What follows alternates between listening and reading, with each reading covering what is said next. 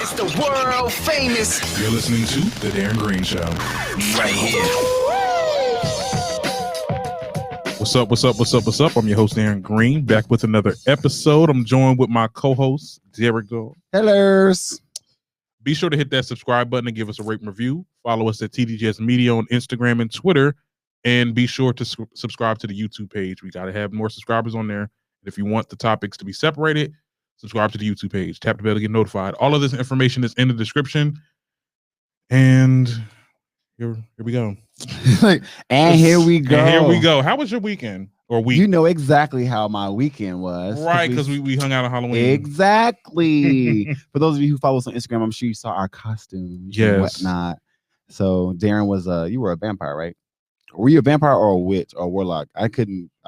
Child, let me tell you something. I had a whole plan. I wanted to be a goddamn Dracula. Okay. I got the amulet, I got the cape, and then like I tried to go to H&M to get, because you know how Dracula, he dresses like, dressy.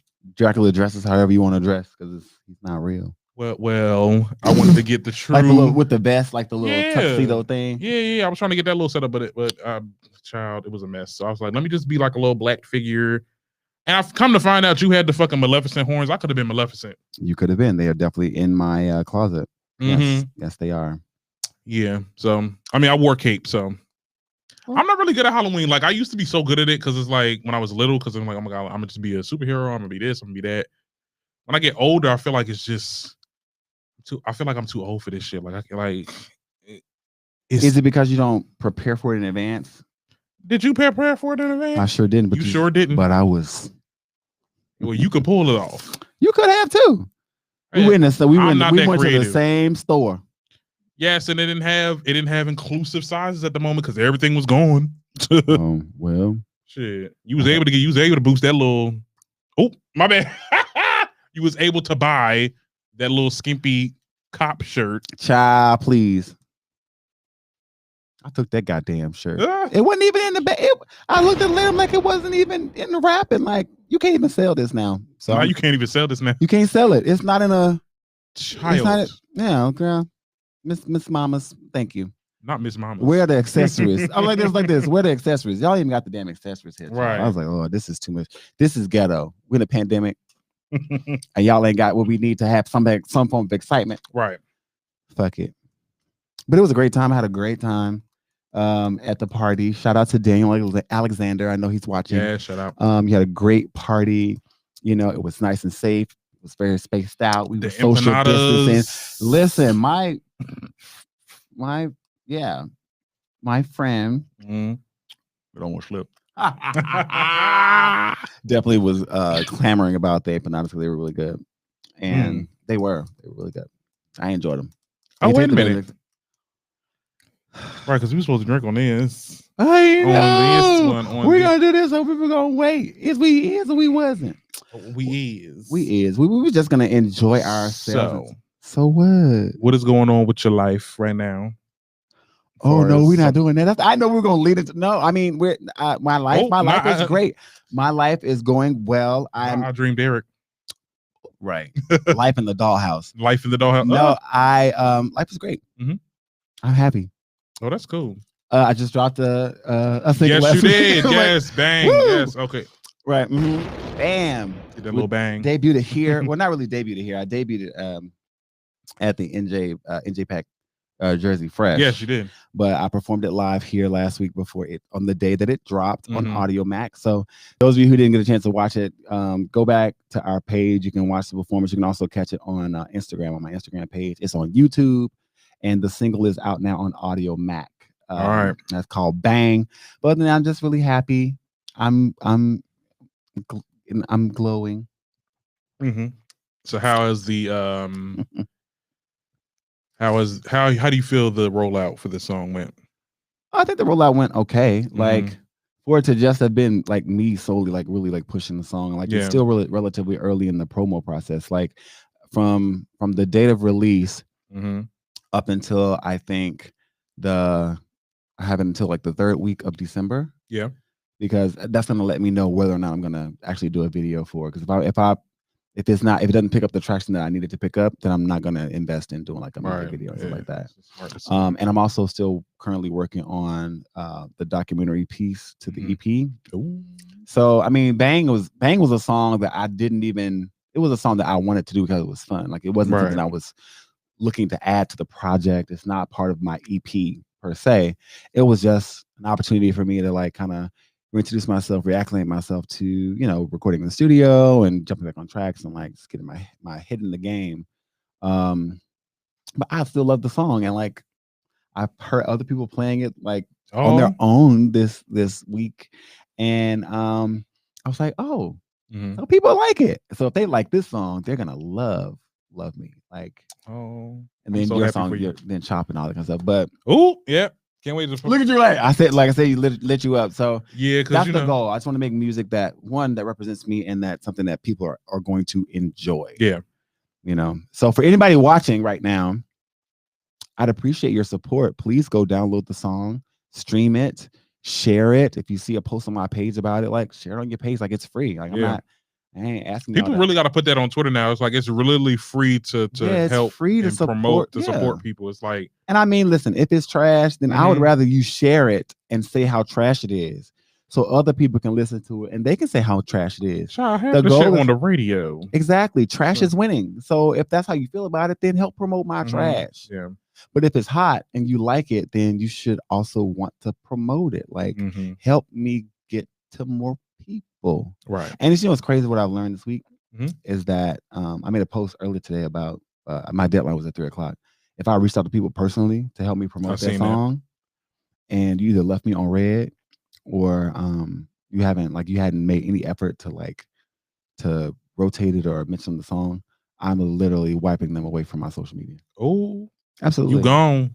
No, seriously. Now these people that you know that you send it to, people that you know personally. Yeah, like I wouldn't just randomly blanket like spam. Like no, I intentionally send it to people that are also artists that I've either worked with before or artists that I have promoted their stuff on any platform I'm on. Like there are artists that I have promoted on our show. There are artists that I've promoted on my Facebook lives, or I've opened the stage for them at Newark Pride. Like I've done that for people. Yeah.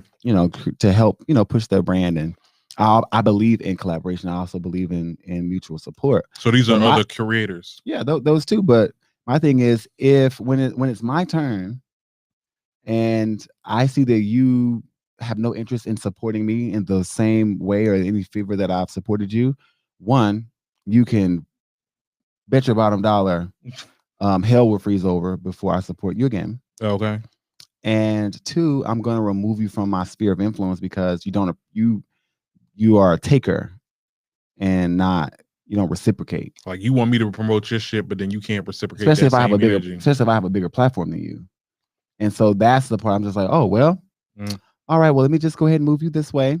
And because it clears up room, like there are people, like I've had 4,000 people on my friends list or on my waiting list for the past 3 years.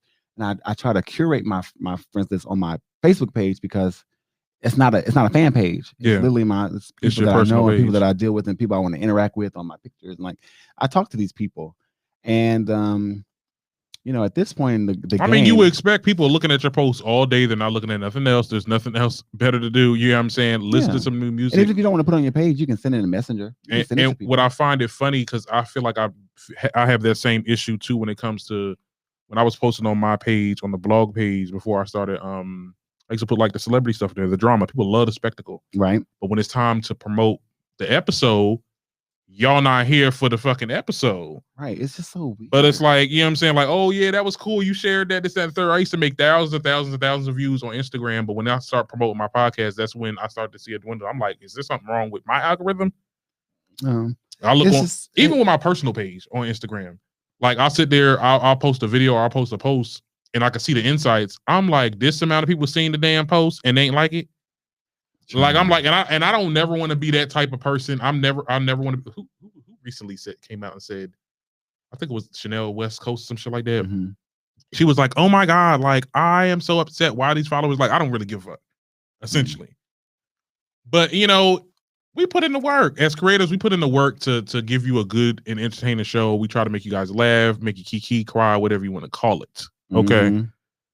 We just need that same energy reciprocated. I stopped asking friends to promote my shit. Actually, I don't care.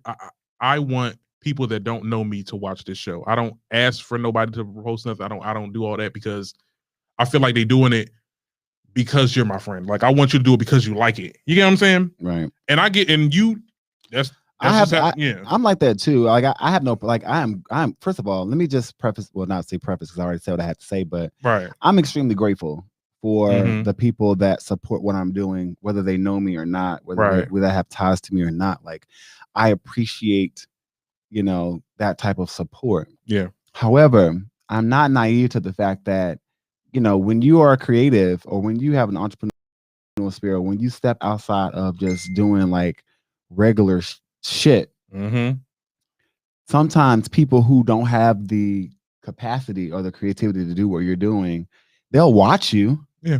They'll watch, but they're not going to support you until they see other people supporting you. I've noticed that. What a band that still says jealousy. Like, I don't even, it may not even be jealousy, but like I even noticed that about stuff.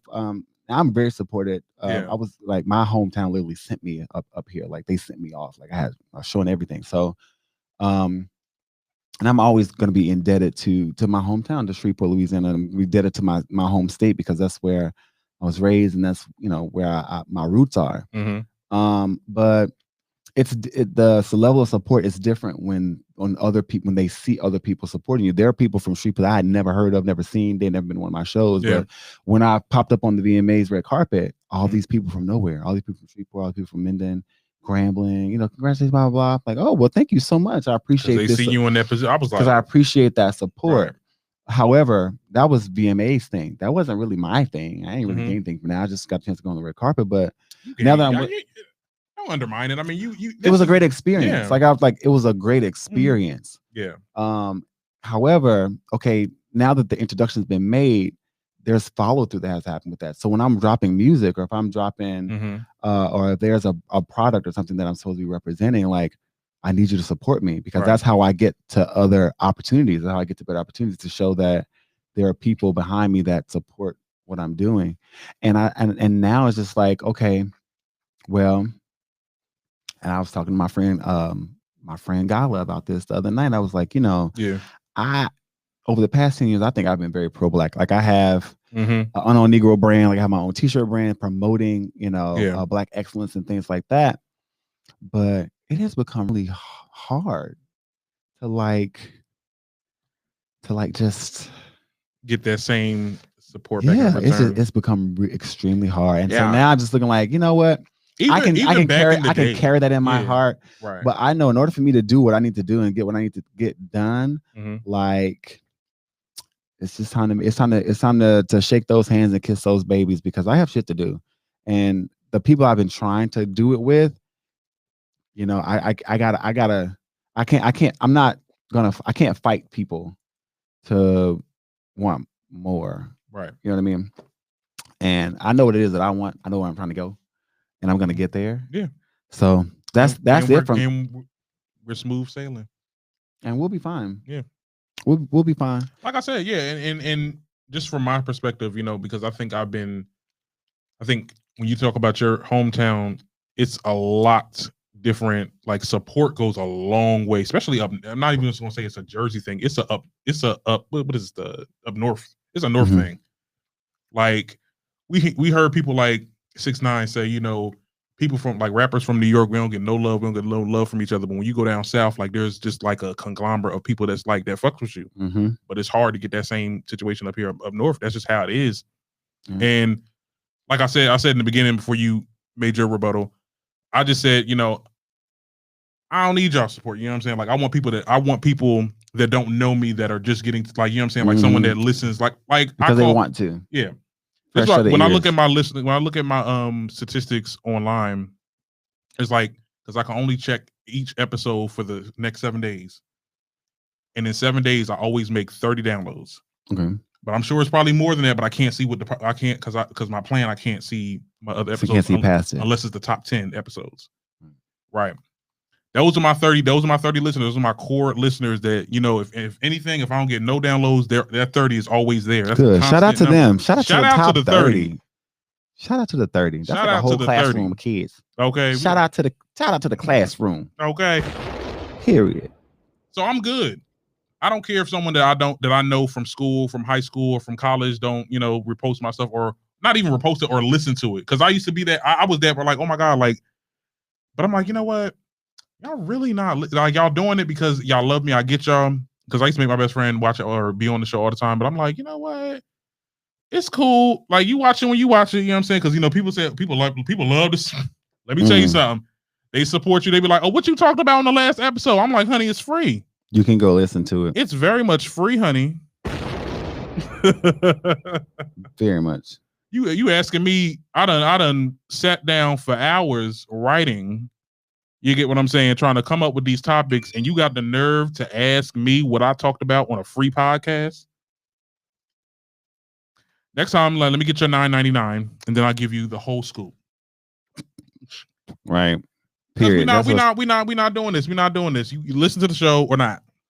Right. I don't know that whole. Yeah. I mean, my thing is like I understand everybody has their own shit going on. Yeah. I'm not naive, and I'm not egregious. I don't have my head on my ass to think that, you know, people ain't got their own shit going on. But my thing is if I can find 30 seconds to share, you know, your, you know, bath butters or, you know, your new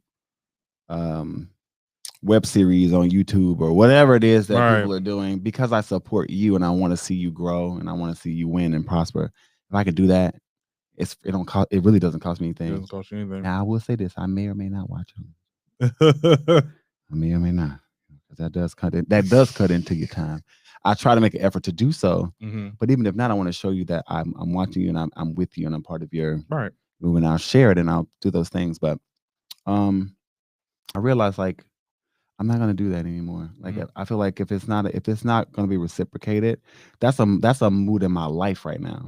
Is that with anything I'm giving out, whatever I'm putting out, I'm giving out of my heart without any expectation. However, if it is through relationship. Now, if it's a stranger and it's just like me wanting to give something, that's one thing. Yeah. If I am in relationship with someone, friendship, or if there's like supposed to be a circular balance of my sphere with this person. If it's not reciprocal, I'm going to cut you out. Period. I'm cut you out. Because that means I'm bleeding energy out, and I'm not getting it back. I started unfollowing ghost followers. It don't make no sense. I got all these followers. Y'all not even interacting. What's going on? And I kept on blaming the algorithm. It's not the algorithm. It's people are looking at it. They like you said, they're watching. They're watching. I see you watching. Well, you go ahead and watch on, honey. I'm gonna go ahead and unfollow, honey. Right. And keep watching from the other side. And keep moving, honey. From the other side. But anyway, so Halloween was good. This week has been really, really crazy. So we moved into Tuesday, which we had was gonna be an interesting day. I know you had to work and then you came over. We had an election party. So we partied twice this weekend. Yes, we did. We did. So we had to double it since we've been missing each other. Yeah. Before we get into this topic, child. Oh, what? What's Oh, you cheers. Cheers. Cheers. Woo! Yes. Cheers to the blue wave. Ooh, my God, today. Lord Jesus. Yes. That is. Shout out again to Lisa Lemon for my shirt. That is rubbing alcohol. That's water. I don't know who you're talking about. Y'all see my shirt over here? Y'all like that? I ain't gonna say nothing. I don't want you to get your thing flagged, but we got like mock shots. Anyway, I'm talking about fuck but Donald that too. Trump. Well, yeah, that too. What dump Trump? I mean, because it's political. It was water, y'all. It's water. Yeah. Do it again. Show them it's water. Let me show y'all it's water, child. We had the look Poland Spring. We rep the Sani though. Give us a deal.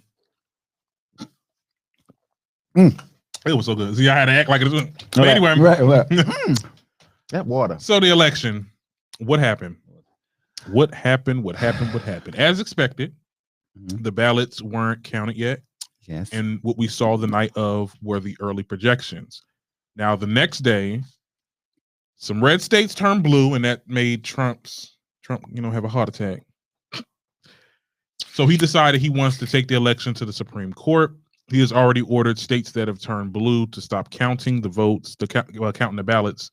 PA, mind you, Pennsylvania paused on Thursday. They started again today, but they paused. Yeah, baby. Child, I'm like, I know y'all not trying to yield. They started yesterday. I watched all. I didn't go to work yesterday. I watched all day. Literally, we were in the living room. We took naps and woke up for updates.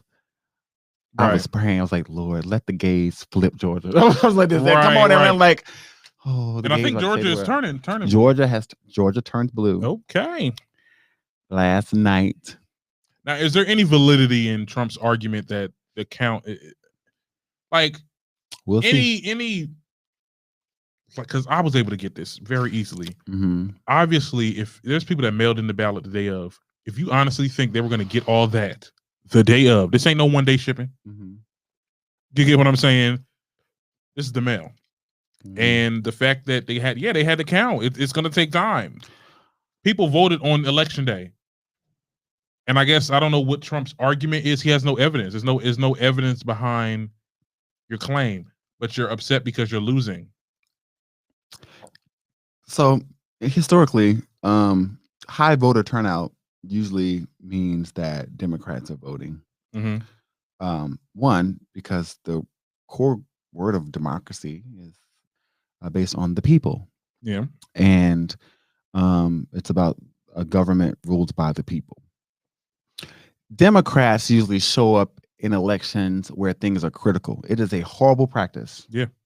Because what it means is you really only put Democrats in to play defense. Like they have to go in and clean up everything.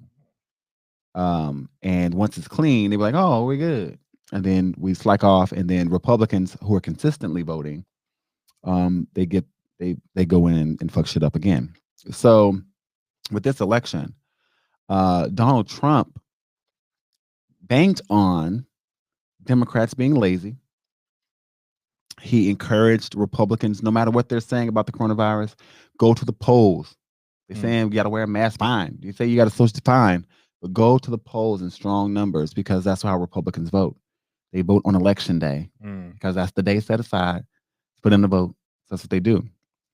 This year, because we understood that we were in the middle of a pandemic and that it would be expected for Democrats to be lazy, the Democratic Party pushed very hard for people to mail in their votes and to vote early. In the states that are able to count votes early, you saw Joe have a great lead because they already had those ballots present. And then some of those blue states turned red on election day after the votes were counted. Right. Now, conversely, the same thing is happening in these other states where mail-in ballots and absentee ballots cannot be counted until election day after the polls have closed, either the day of election day or after the polls have closed. States who allow voting, the ballots to be counted after election day usually are allowed to give like 3 to 7 days of counting. You also have provisional ballots.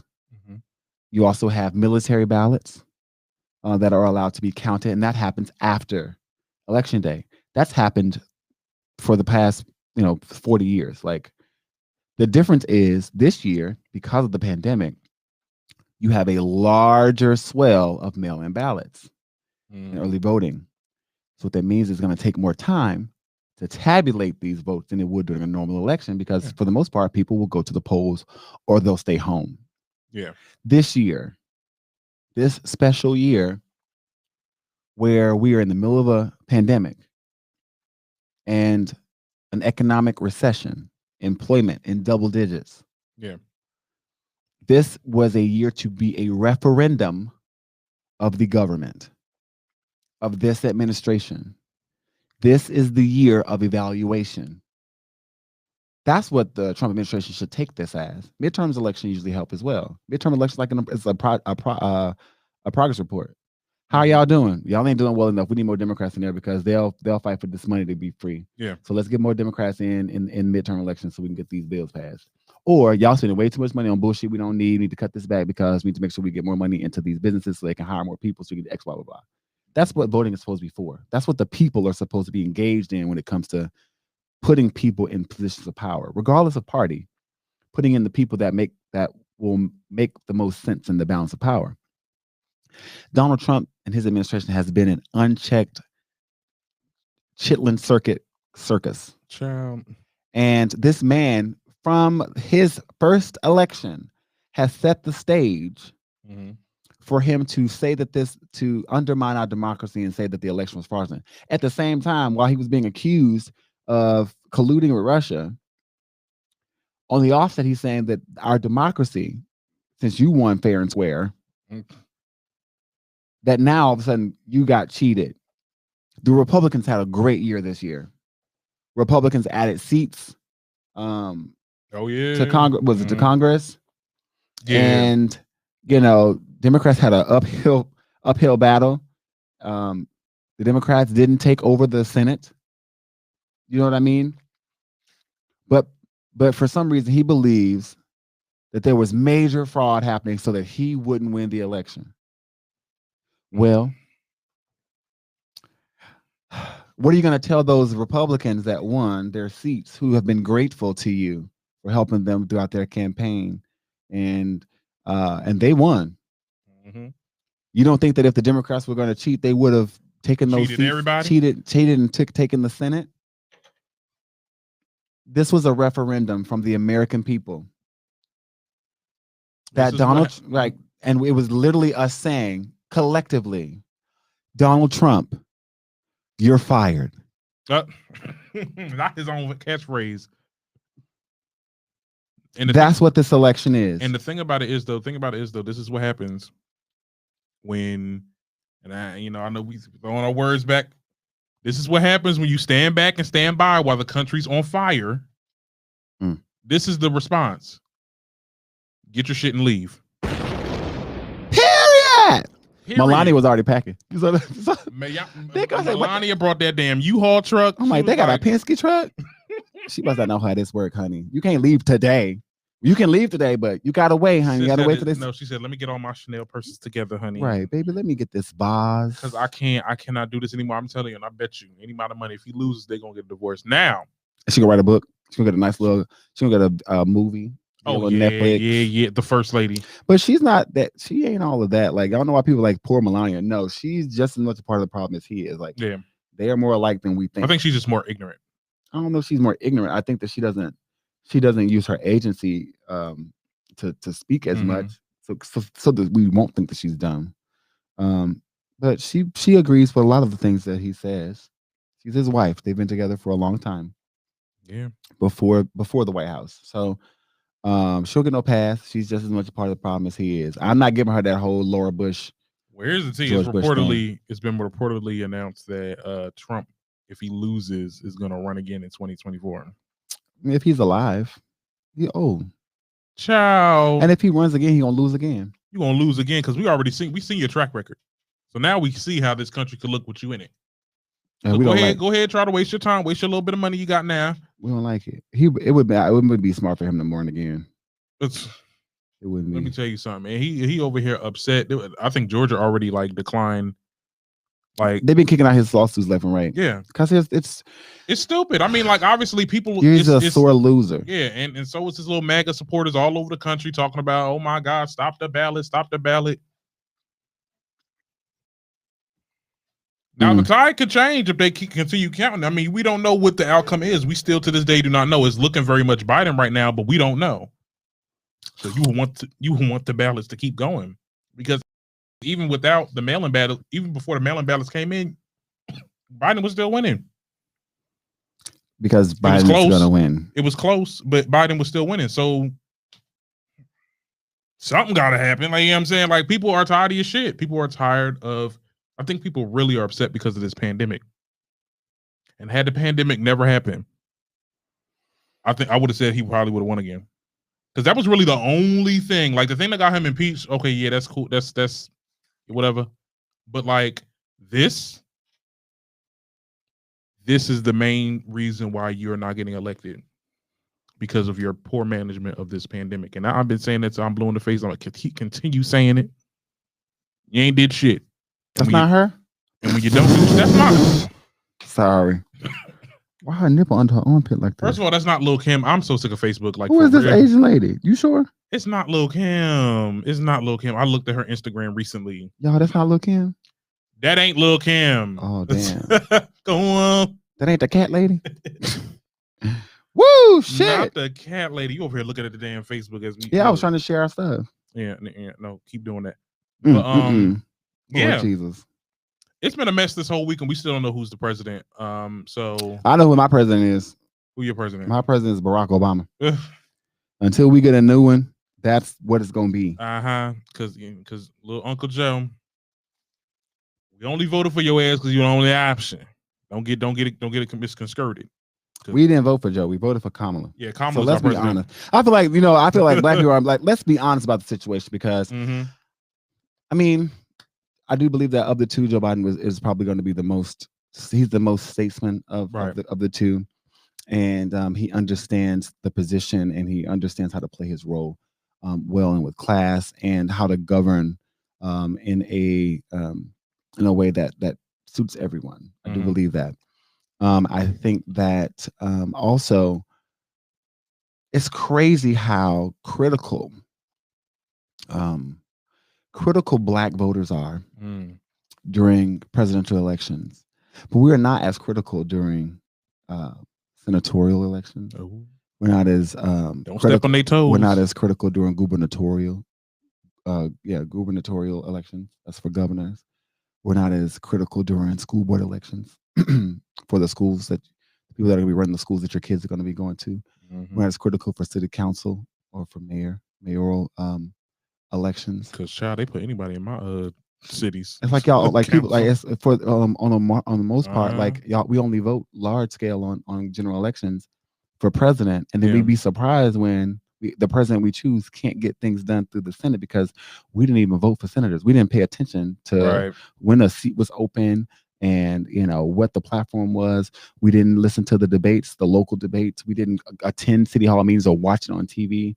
We're not paying attention to the notices that are coming from the school when it comes to our school board and the changes they're making. We're not paying attention. We're not. Now, I will say this. For some cities, I can speak for mine. For Trenton? Because I lived there for a long time. There has been debates. There has been elections that have gone on, but I feel like it's not as publicized. But it's not going to be. It's going to be publicized in your city. Why would a Trenton election be as publicized as a general election for? I think this last one with the mayor was because they just started utilizing social media, which is a great thing. But the years before then, it wasn't. Okay. And Facebook been around for it's been around 10 years. Right, but you also have to think about the population that's using Facebook and how they've been using it, and understanding how to purchase political ads on Facebook. Like that's a whole business now. Okay. So Trenton ain't got money. It's the capital. That has nothing to do with how to implement new communication channels. So like even with this last election, like there was more money put into Twitter ads than there were in the previous elections. Like every election, I noticed. And TikTok, like you have to change and evolve with the times, which is true. But you also think some of these older cities, their voters, the core group of the people that are voting, aren't people like you and me. They're not. We trying to work. We're trying to get our money. We're trying to get our degree and get out. You know what I mean? So the people that are the core group of the voters, the people that know the issues, they're the people that live there. They're the older people, the people that are probably between over 40 to 70. People that own homes, like the actual taxpayers. So I be laughing at y'all. Y'all be going ham on Twitter about tax plans and he's going to raise the tax, blah blah. Like, baby, you make $8 an hour. He's not talking about you. Now you make $8 an hour. You're a renter. He's not talking about you. Talk about some tax brackets that you would never get to. Right. When they talk about taxpayers, they're talking about the people that actually make up the core of our tax base. They're talking about homeowners. They're talking about people who have investments in the stocks where they can actually pull money, pull interest. Like that's who they're talking to. They're not talking to you because you work at McDonald's. When they talk about raising that minimum wage, that's when your ears should get bigger. Exactly. Okay? That's when you should be focusing in on how my life is going to be affected. And not because your favorite rapper is sponsoring it. Right, because they have way more money than you, and they're protecting their purse. So, not their purse. I think that this election, I also think to Donald Trump's credit, because him winning unexpectedly kind of made us all kind of like wake up and be like, oh shit, what the hell is happening here? Like, what did we miss? Like, yeah, how did this happen? And why are we in the twilight zone again? Excuse me. And yeah, like, so I think more people now are more aware. That's why Joe Biden right now has set a record for he's surpassed Barack Obama as now having the most votes for any presidential candidate in the history of our nation. Wow. And that is a sign. I mean, that tells us right there, like I mean, Hillary beat Donald Trump last time by 3 million votes, and he claimed that he was cheated out of that too. He's a sore loser. He's an egomaniacal narcissist. You won the electoral votes, but you claim that you were cheated because you didn't get the popular vote. You're not popular. Now the electoral votes this time, the electoral votes are going to go to the person that had the most popular votes. The American people are speaking. This is not, and there were another thing too.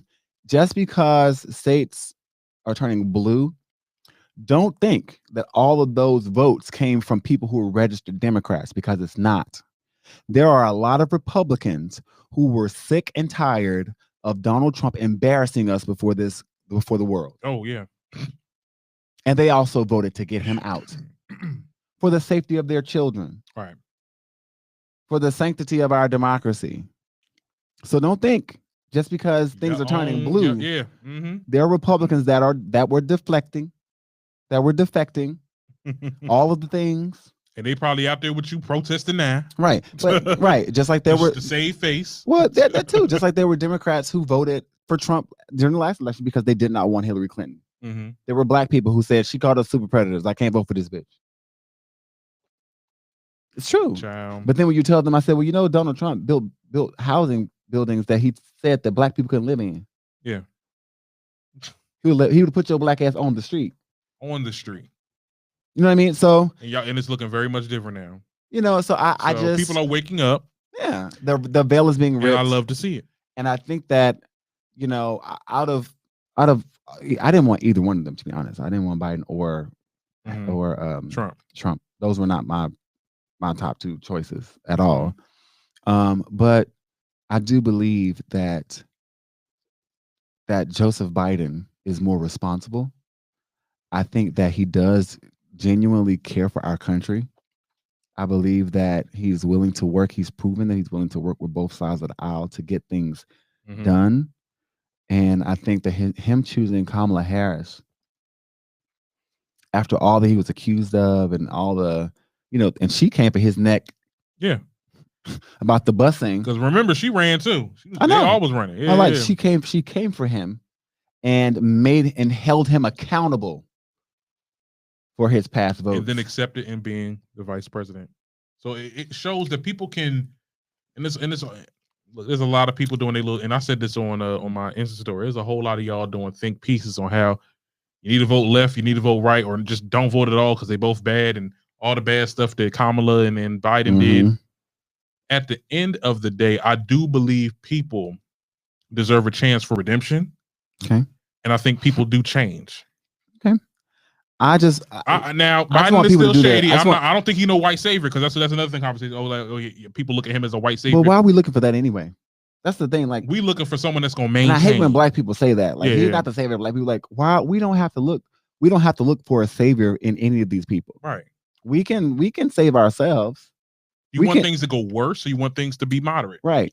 What we should be talking about is, instead of trying to find a white savior or a black savior of the black community, what we need to be doing is we need to be holding ourselves accountable for being informed. We need to be more engaged locally and on a community level, understanding your neighborhood, understanding your city, understanding your county/parish, understanding your state. What policies affect you? Yeah. You have a social security number. I hate to break it to you. That's your insurance policy number, registered under the United States of America Incorporated. The day you were born, within the first 2 weeks, first month of your life, you are registered. You are a asset to the United States of America, incorporated, to the business of America. So what we need to be doing as adults, especially as Black Americans, is understanding that we are walking corporations. That's what we are. So let's start talking business. How do I, as a corporation, work with your corporation to build a better community for us since we're here? And then what we do is we take that community and that collective power, and then we start talking about how to change policies in the spaces that we're in. You want to talk about better policing. You want to talk about getting money for the police force or defunding them. Well, guess what? If you're the person active in your community, you all are together on one accord. You're meeting together. You're being informed on policies. You know who's being hired. You see who's being moved up in the ranks for police chief and things like that. If you're actively engaged in that, guess what? You can assert yourself in it and have a say in it. Because you're engaged in it. And I do agree. You should definitely be engaged in the smaller elections that goes on in your own community. I do agree with that. And guess what? If you don't want to be engaged in it, guess what the smart thing to do is? It's going to be basic civics. You pay attention to the people that are. You find out more about them. You talk to them about what it is that you expect out of your community, and then you put their ass to work, because those are the people that go on to be the representatives for you. That's how you build a base at a grassroots level. That's how you build a city like Newark, where you know who your council person is because they live down the street from you. You see them at your activities. So you got to talk to them personally. And we're in this age now where we search up everything. It's so easy to search up Trump and Biden. It's so easy. But it's hard to search up somebody that's your mayor, because they're still a regular person. They're not a public figure. If they're a mayor of a city, you can definitely Google them. And if they're a city official, then whatever social media they're on is going to be certified. You can find them. There is no excuse. No, I'm just saying. I'm just telling you I'm just telling you the argument. That's not saying I agree with it. Oh, I understand your argument, and I'm rebutting to your argument. It doesn't make sense. You have access to anything you need to know right here at your fingertips. So the excuse of saying, "Well, I didn't know. I don't blah blah blah," that's because you don't want to know. If you want to know, you can find out. If you want to know where to get a bundle of weed from, you can find it. If you want to know how to get how to order J's online, you can do that. You understand what I'm saying? I understand what you're saying. So that's where we need to be mentally, is that if we want to see these changes, we need to be engaged. The reason that the black vote turned out this election is because we realized, like, listen, we're in the middle of a coronavirus thing, like that's killing disproportionately killing Black and Latino people in our communities. We don't have access to healthcare right now, and this man is fighting in the Supreme Court to repeal the ACA, which is going to remove over 20 million people from healthcare coverage. In the middle of a pandemic. And promising us a healthcare plan for 4 years that we have not seen. Where is it? It's not here. He's trying to make some. He's gonna try to redo the Obamacare and call it Trump care. Where is it? Get out. Where is it? When we can just build on what it is, the things that are wrong with Obamacare, we can build on it. We can take it out. And the Senate, that's their job. Their job is to go and renegotiate these things. Let them do their jobs. But that's not what his plan was. His plan was just to really destroy and erase anything that Obama did. And as a Black man who for whatever reason, because he's jealous. We know why.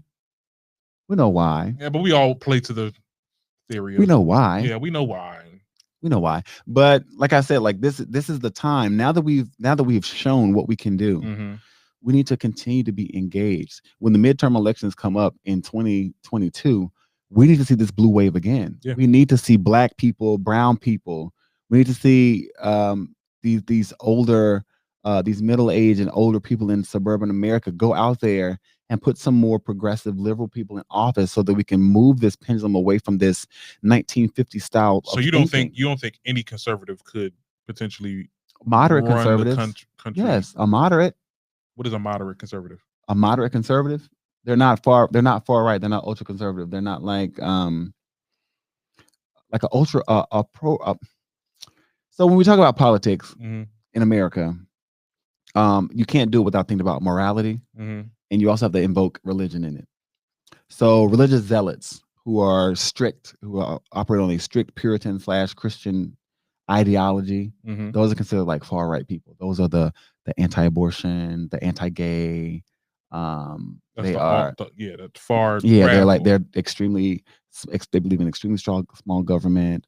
They do not believe in tax handouts or like a lot of federal programming for people who want it. They're imperial capitalists. If you want it in America, you need to work hard and get it yourself, kind of thing. They don't really take consideration of the fact that we are a classist nation. Okay. And that we have a working class and extremely poor, and that we can, if you want to continue to be rich, you have to take care of the people doing the work, and the people that are doing the work on the field. Okay. America runs like a plantation.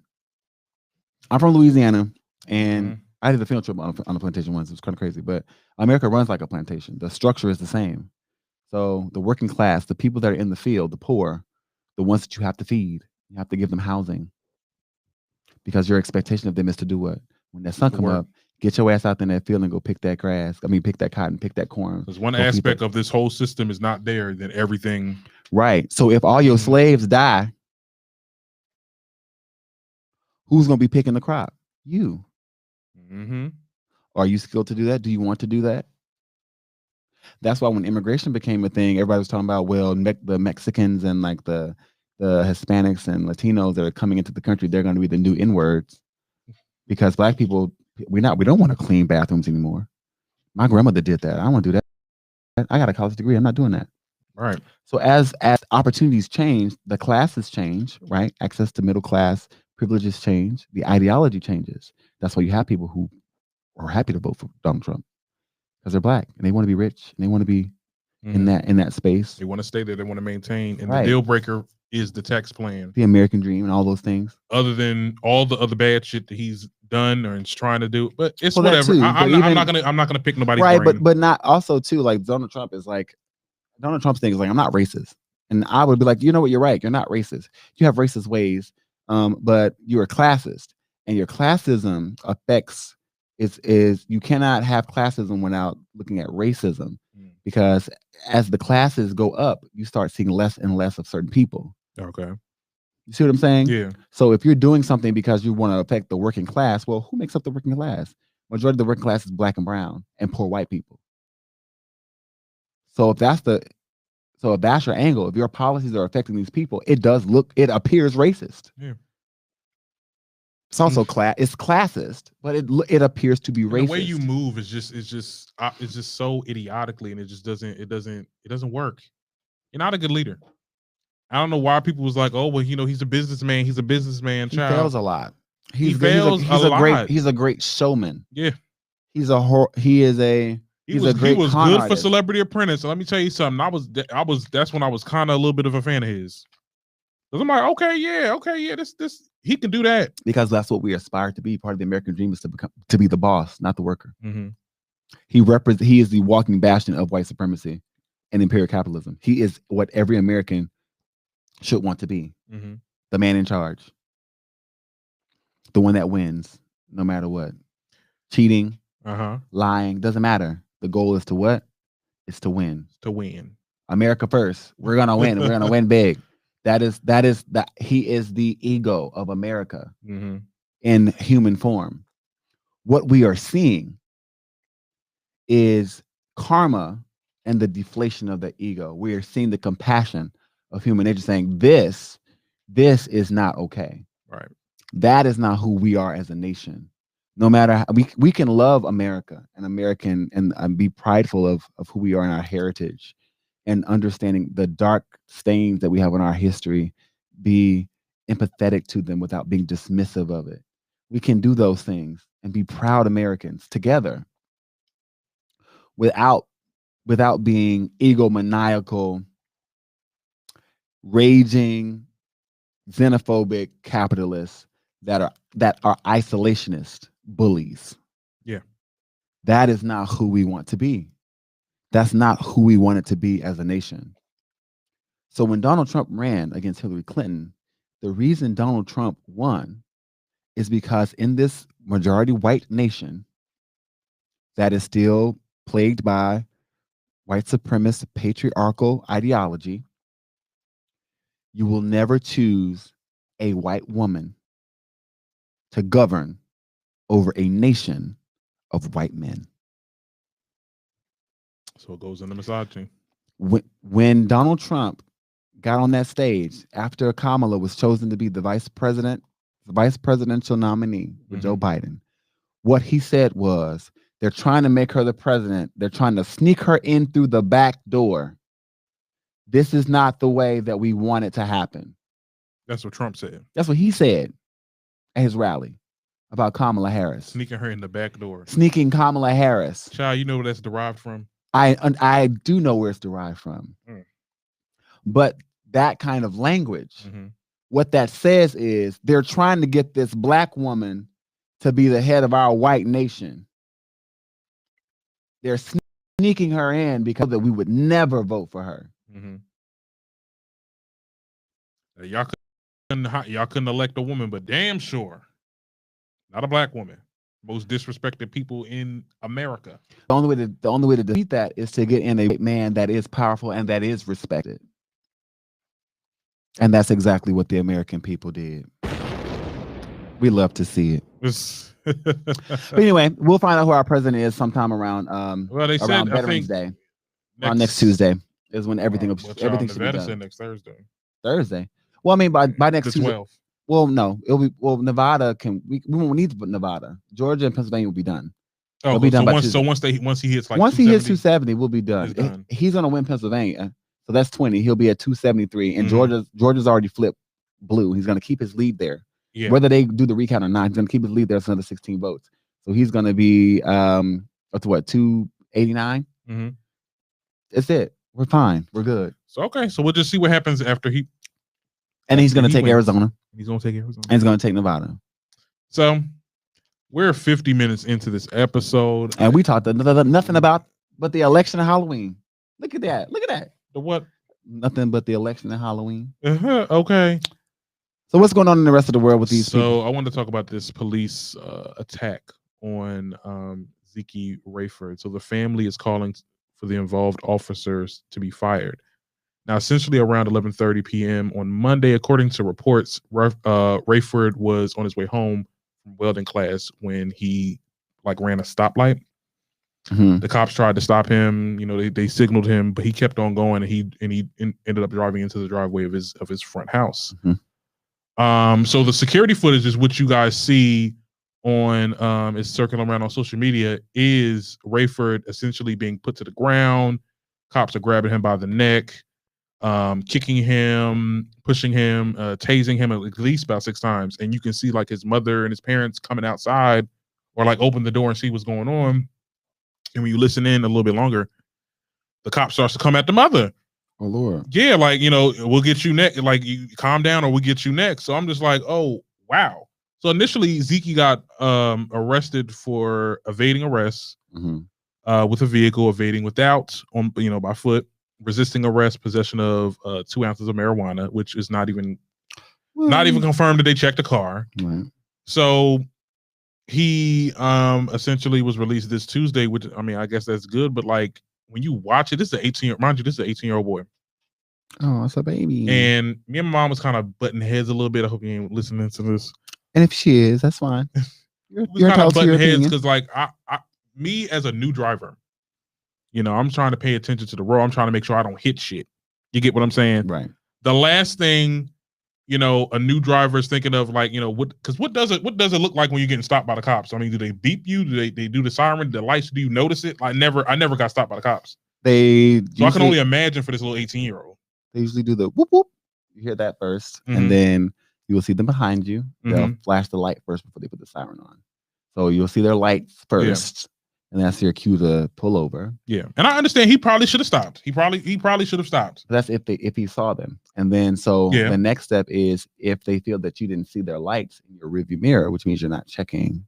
It means you're literally not checking your perimeters while you're driving. They'll cut the siren on. So once they cut the siren on, it's to get your attention. You're supposed to pull over.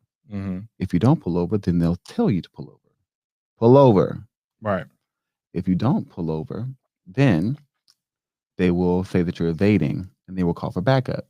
And when they call for backup, if you decide you're not going to pull over, you're going to see other cops come from other places, and then you probably will be scared shitless because then you realize that you're being pursued by the police. And as an 18-year-old, I'm pretty sure that he was scared considering the state we're in this country. And this is in Texas. It's in Texas. Yeah. I would be scared as well. During this time, Mm-hmm. during this time within the past 20 years, I would have been scared too.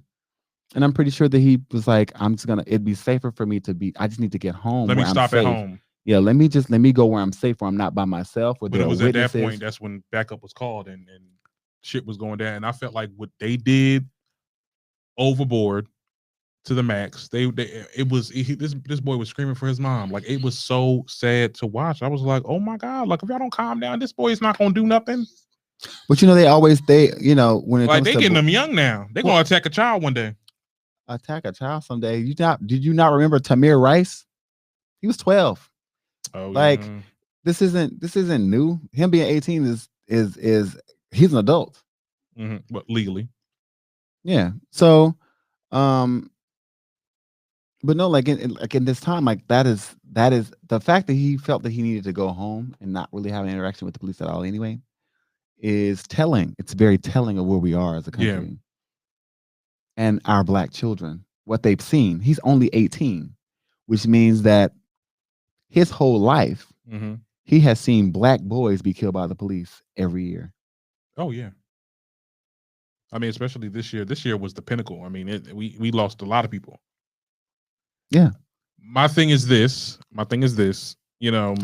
and I don't ever want to victim blame because he is the victim in this situation. However, I mean, in future tense, and I hope people look at this and it's like, if he did ran the stoplight, you gotta abide by the law because the cops can't stop working. Yeah, you're right. I ran a stoplight. Did somebody die? Girl, leave me the fuck alone. Now I know why they do that. It is a safety hazard. You have put someone's life in risk because you could have run that. You could have run that light and hurt yourself or hurt someone else. But it was at that point when they got to the house and what went down.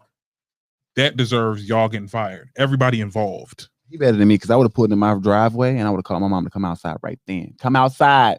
I'm not getting out this car. No, I mean, because in that predicament, it's a whole bunch of cops. You don't know what's gonna happen. I don't want no one to die on my behalf. You get what I'm saying? Because I already know my mother. He better than me. I'm underage. Where my mama? Hell off. Okay. Mm. I'll be like, just stay in the house. Stay in the house. I don't want nothing because if something happened to her child, you already know you best to kill me as well, child. Because I'll be. Listen. All right. You think they won't? Oh, huh? What was that? You said, huh? I was like, you think they won't? Child. Exactly. So anyway, I'm just hoping it's a sad story. I hate that this is continuing to happen. And I hate that this is, I never, because I remember me growing up, my first experience with brutality, and I can't even count Trayvon Martin because this was a person, this is an American civilian that killed him. But like after that, that's when we started seeing a lot of cops. Well, for me, in my perspective, yeah. Yes, I was in seventh grade. I was in seventh grade when we found out about Trayvon Martin, and this was a big thing. We're like, oh my god, and the cops are not doing anything. Like Zimmerman's not, is not in jail for life or anything. This is my first experience with that. And that man is still alive. And yeah, I don't understand. And signing Skittles, like, I don't understand. All these thugs out here, y'all riding for the block, but y'all killing all the wrong folks. It's scary. It's scary to see like it makes no sense. Yeah, just the death toll of blacks due to cops. It's like, when is it gonna stop? I guess it ain't never gonna stop unless they actually try to defund the police. But they're this back to the conservatives. It's like, oh, you can't defund the police. Oh, you can't. I mean, y'all defund the fucking education system. Exactly. Y'all defund teachers. That's why half of the damn people in school stupid now. They illiterate now. Y'all defunding these teachers. These teachers ain't teaching these people. It's a mess. It's a mess. And it's sad that we prioritize on the wrong fucking things. Well, hopefully we'll restore some order, some law and some order. Well, some people think that it's not even going to take just like change the people in power. It's just change the whole thing. But it has to create a whole new regime. But don't cancel me now. But the thing is, like, American democracy is an experiment, and it's referred to that all the time in the Senate because that's exactly what it is. Like, on every level, when we talk about education, curriculum is nothing but a plan of institutionalized ideology and information. So Okay. it's like you train these kids, or you take the specimen, you give them the information that you want them to have, and you see how they operate in the society with that information. And when you think about Medicare, the goal of the medical community or the health community is to make sure that you keep the specimens healthy. Everything about us, they collect data on us. That's why data is such a big thing. Right. Everything. They're monitoring how we talk to each other. They're monitoring where we live. They're monitoring what foods we eat. They're monitoring, what our interest is, how long we can keep attention. Like that. This is the era of information. This is the part of the experiment we're in, where it's more about collecting information. How we've done this experiment over time. Democracy is an experiment. Giving people the opportunity to feel like they're in charge of what they're dealing with in their reality is an experiment. All of this is an experiment. That's why it's funny, and it's not a conspiracy theory, y'all. I'm just trying to make sure that this is something that is palatable and that it makes sense to people who are like absolutely present. Right.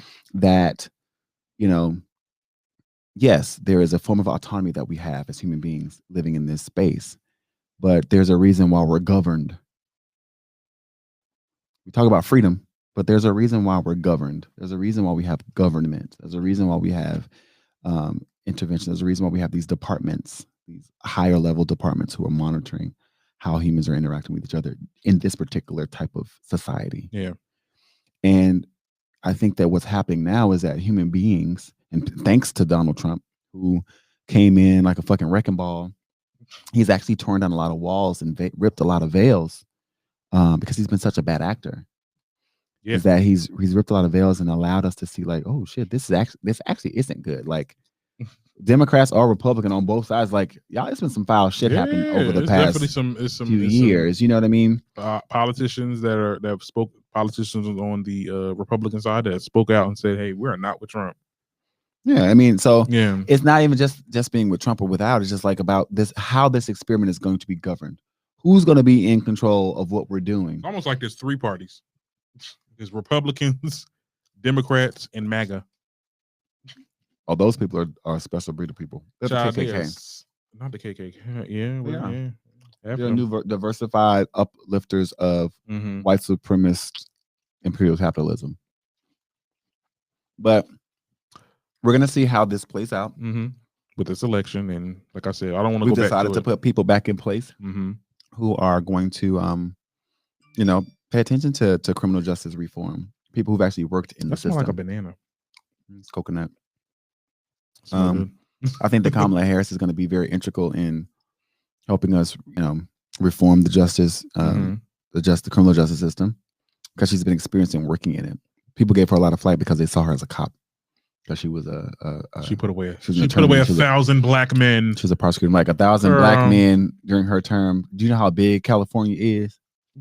Okay, she probably put away 1,000 white men and 1,000 white women, 1,000 white she didn't anybody. Personally prosecute any of them. So people just say shit because they hear. That's why Trump won the last time, because and misinformation campaigns, because people are naturally ignorant. Oh, people are naturally stupid. I would stupid and ignorant is two different things. Trump is stupid because he do stuff that you like. You don't be knowing. Even if you were a little intelligent, like that was dumb.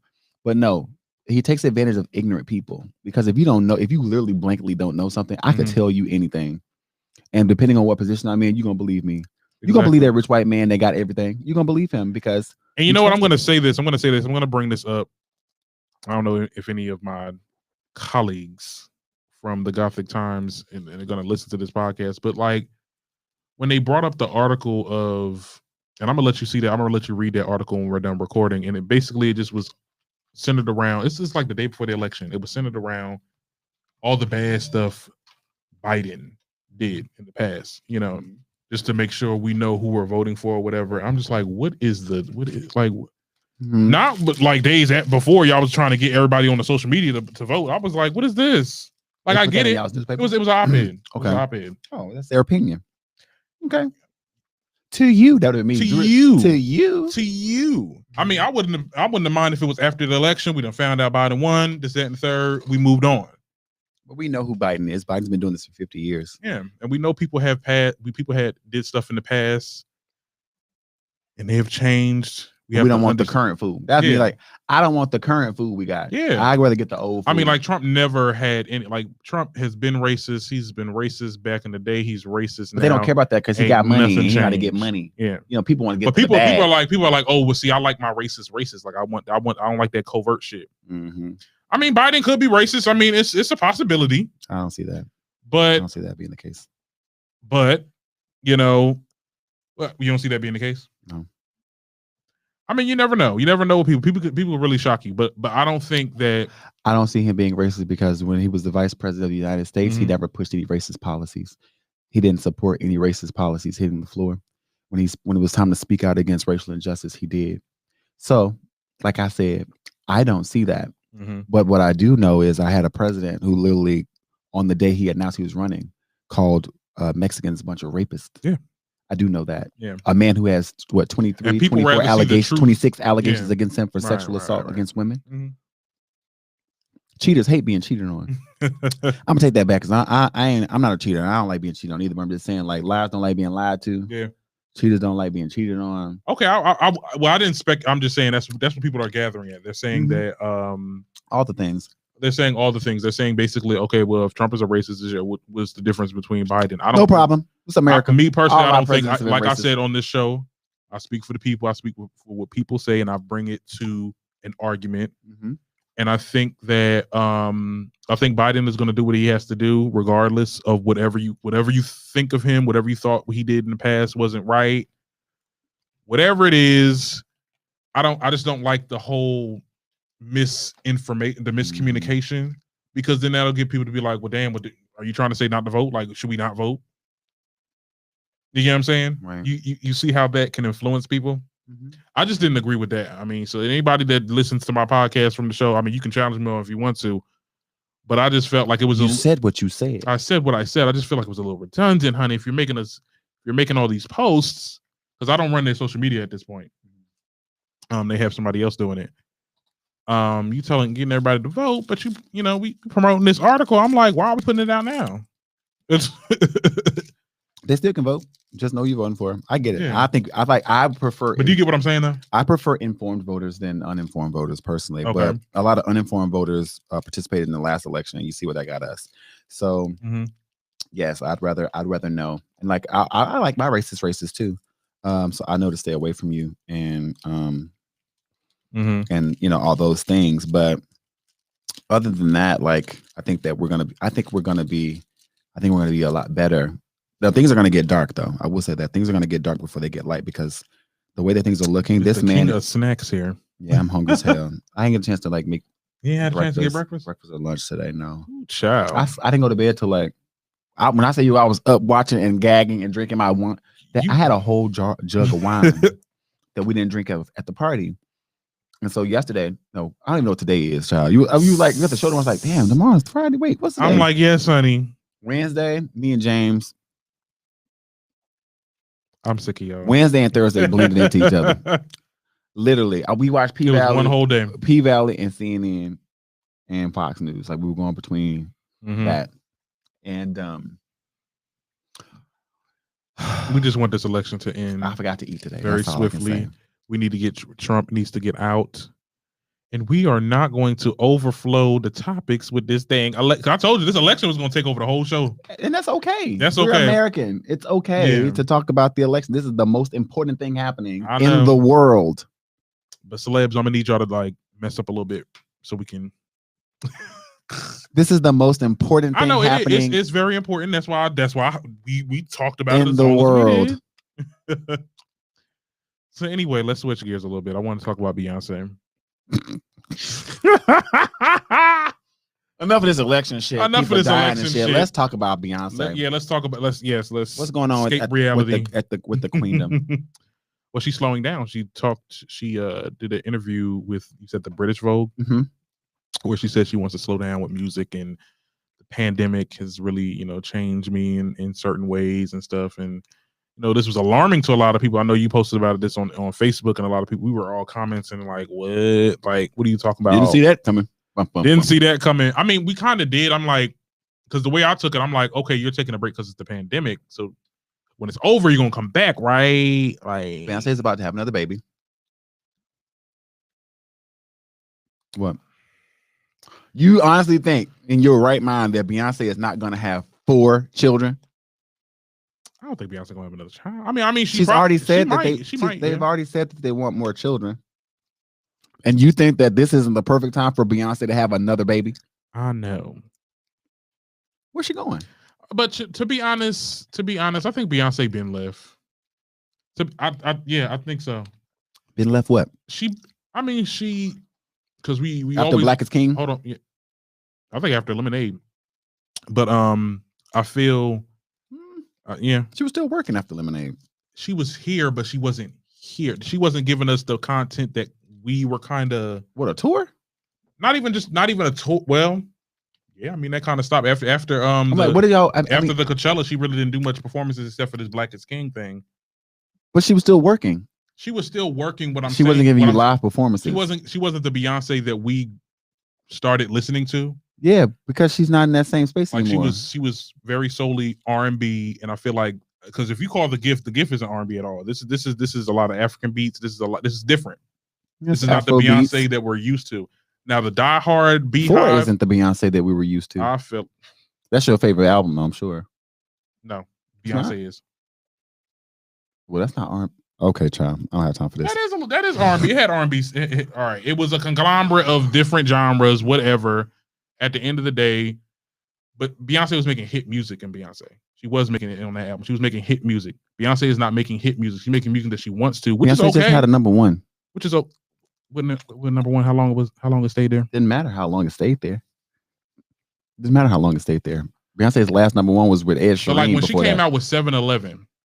What about it? People was hyped. Like it was Beyonce made a new song. It was almost like Drake. Like Drake comes out with a new song. And it was a song about absolutely nothing. She made it was a troll song. It was almost the same as Kanye. Well, we missed that. It was the same kind of troll song that Kanye made with that boop diddy scoop. No. Yes. It was a troll song. It was a song. I can drop anything. Mm-hmm. I can drop anything. My fans are going to support me, and it's going to be hot because it's me. Oh yeah, her fans is always going to support her. But I'm just saying, like, just for the general public, I feel like the general public, we've seen the exit coming. The exit.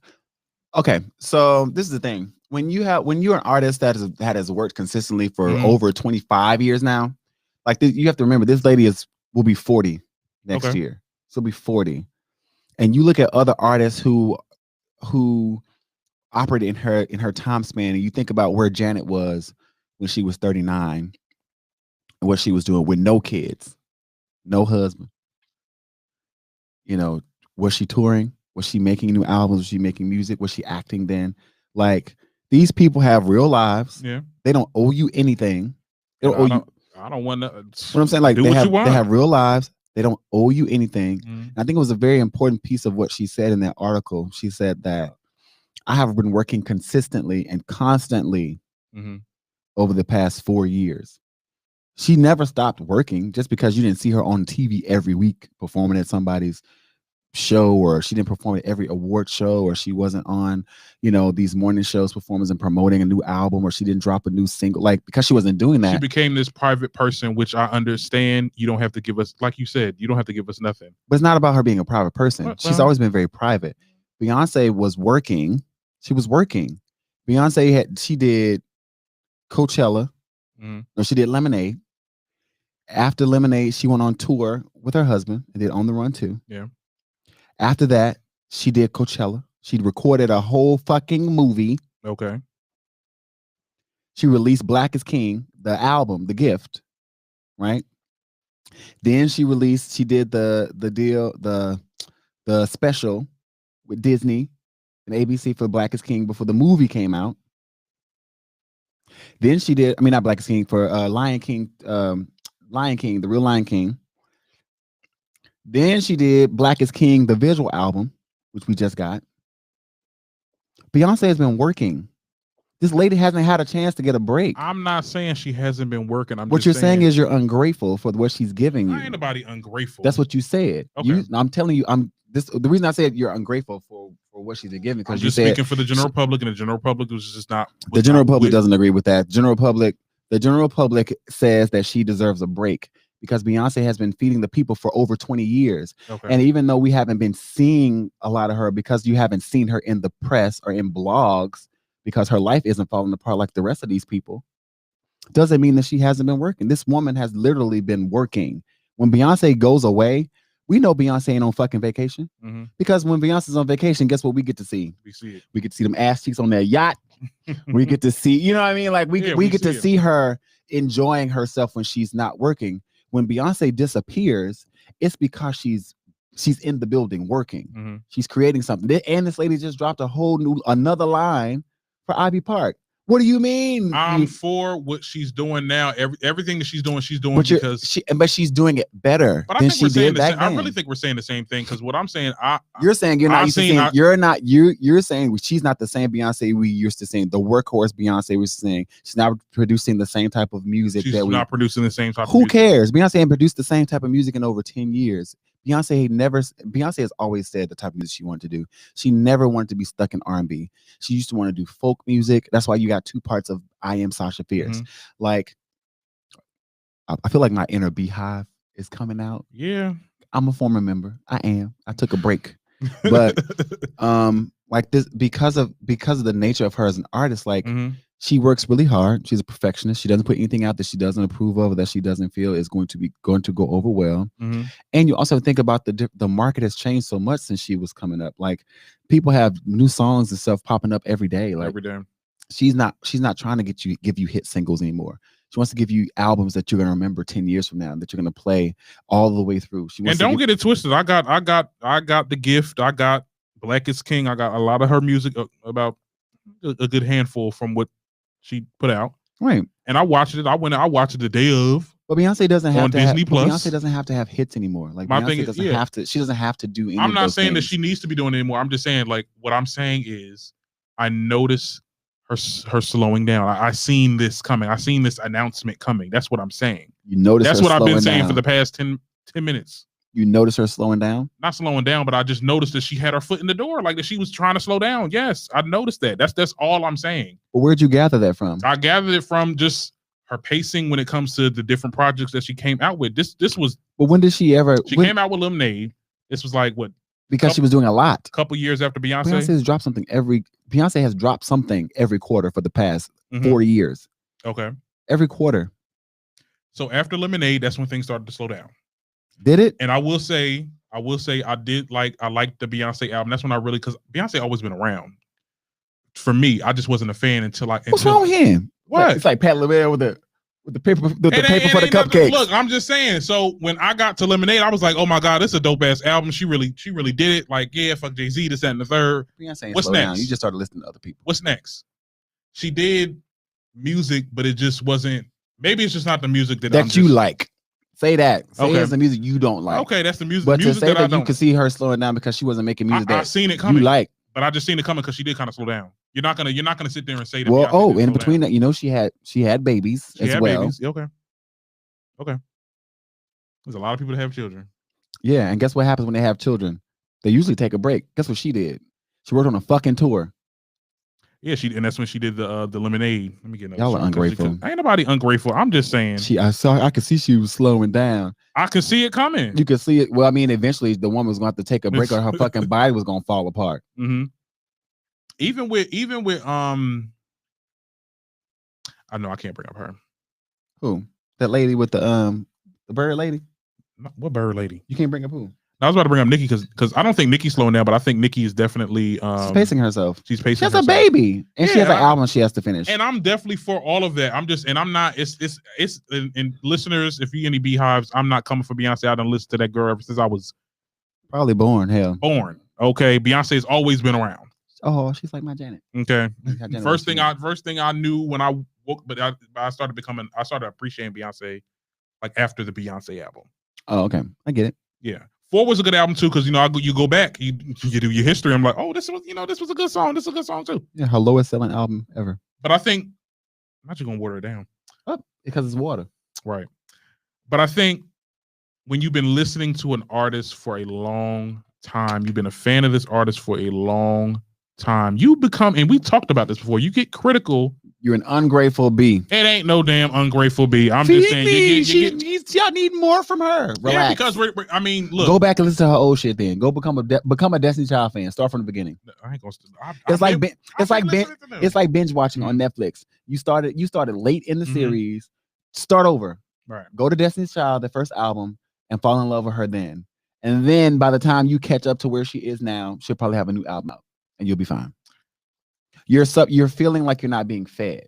Your response is saying that you feel like she's slowing down. It's not that she's slowed down. It's that you want a new Beyonce right now, and it's not happening because Beyonce just dropped the clothing line. I mean, could you say the same thing about Rihanna?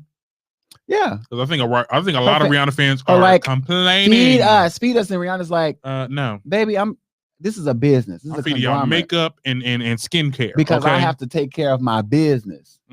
And I don't owe you anything.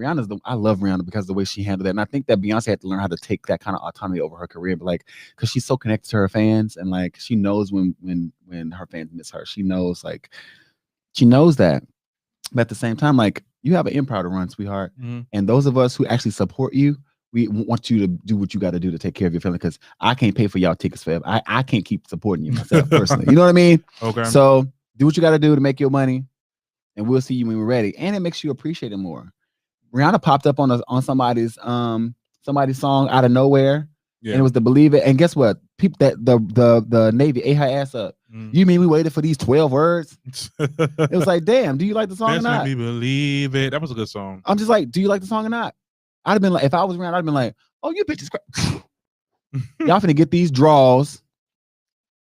Look, we don't want to listen. And his face glitter. I think we are forced to listen to new artists right now, and I think during the 10 years, you don't want to. During this recent decade, I've been used to these artists that I've been listening to. The trendy, the Nicki, the Beyonce, and the Rihanna. The Nicki, the Beyonce, the Taylor, the Katy. I mean, when we talk about white artists, you know what I'm saying? When you everyone's different because Gaga gave fan service with Chromatica.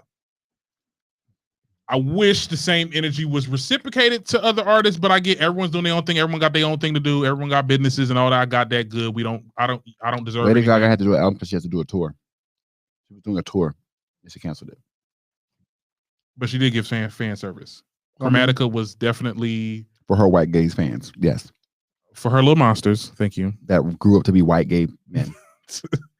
I ain't the only black Gaga fan. Somebody make some noise. Child, you also a white gay man. I ain't no damn. Don't ever, bitch. Get the fuck out my. Cut his mic off. Cut his motherfucking mic off.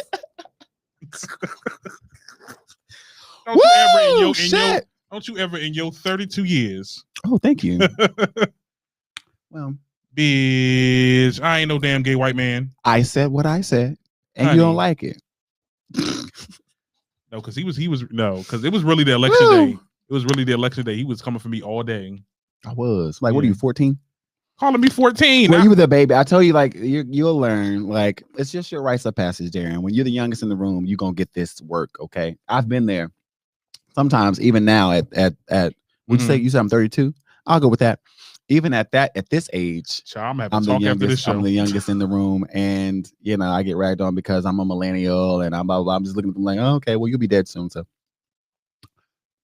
But then I'll be dead soon. You'll be dead soon, so, for the old folks. But look, but yeah, like it wasn't anything that. It was just like some of the jokes kind of flew over your head because I understand that you wouldn't get them because you aren't old enough. It's okay. It's okay. You'll be in the same. Is that the youthful sparkle? Not the youthful. Youth cam. I'm dead. But yeah, like, what are you? I'm gonna start saying that now on the show. Now that I said that, I'm gonna start saying it on the show. Like, what are you, 14?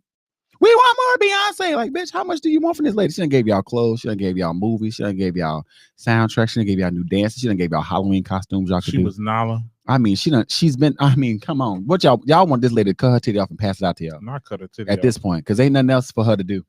Beyonce, thank you for taking the break. Okay. Maybe Normani can get a hit. Cheers. I guess we could cheers on that. I don't know about Normani, but I want Normani. Definitely. The twins. I have high hopes for them. What twins? Ooh, I beat my face. Okay, so Chloe and Halle aren't twins, But they're not. Okay, all right, fine. Well, I mean, they market each other like they. I mean, they're sisters. They're Beyonce and Solange if they were a group. Chloe X Haley. I have high hopes for them because their music. You call them Chloe X Haley. Chloe and Haley. Is it Ann? Yeah, I mean, don't. I'm not the only person that says X.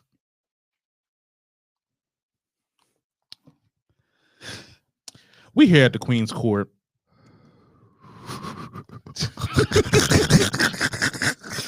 Woo! Shit. Yeah, we will have a conversation after the show, Darren. You better learn these folks' names out here. It's Chloe. It's what is Chloe and Haley? It's Ann. You say Ann instead of X? Chloe and Haley.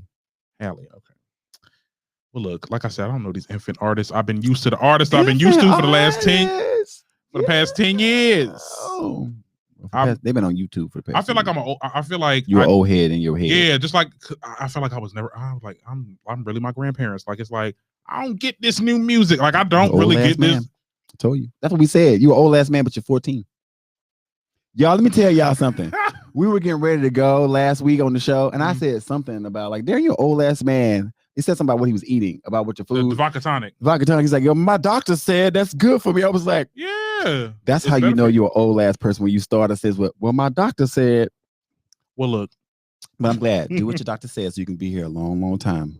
Okay. Start wearing Bill Cosby sweaters and high waist corduroy pants. Fashions. You better stop playing me for real. No, I mean, I just I don't know. I always been like that. I hate change. I don't really like change like that. So you're not a Republican? Oh, spicy. Maybe. Not a secret reveal. It's like not. Oh, like a tug at my wig, honey. A surprise reveal. I actually voted for. Let me stop. I was a Republican once. Here's my thing. I'm not. I don't pick. I'm not. I may be again. I'm neither nor. I'm neither or. I pick whoever has the best plan. I think Biden has the best plan. Period. Yeah, I need to. I vote based on policy, but I'm from the South, so it makes sense for me to be. When you look at the past elections, I wouldn't have minded if Romney won. I don't think Romney was that bad. I would have preferred Obama over Romney. Romney would have gave us very much televangelist vibes from the White House, and I ain't got time for that shit.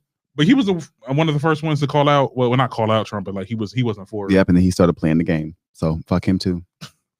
Next. Well, anyway, like I said, I'm not, because people say liberal because liberal is in the middle, but like liberal has now become Democrat.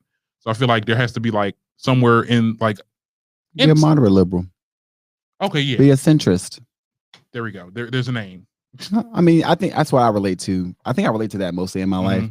And growing up Christian, it's always been kind of weird to be like, well, you're either gonna be hot or you're gonna be cold. You can't be in the middle. It's like, I actually like being lukewarm because I get to choose when I want to be hot and when I want to be cold. Because let me tell you, y'all can suck my feet. But see, that's the thing, and I don't.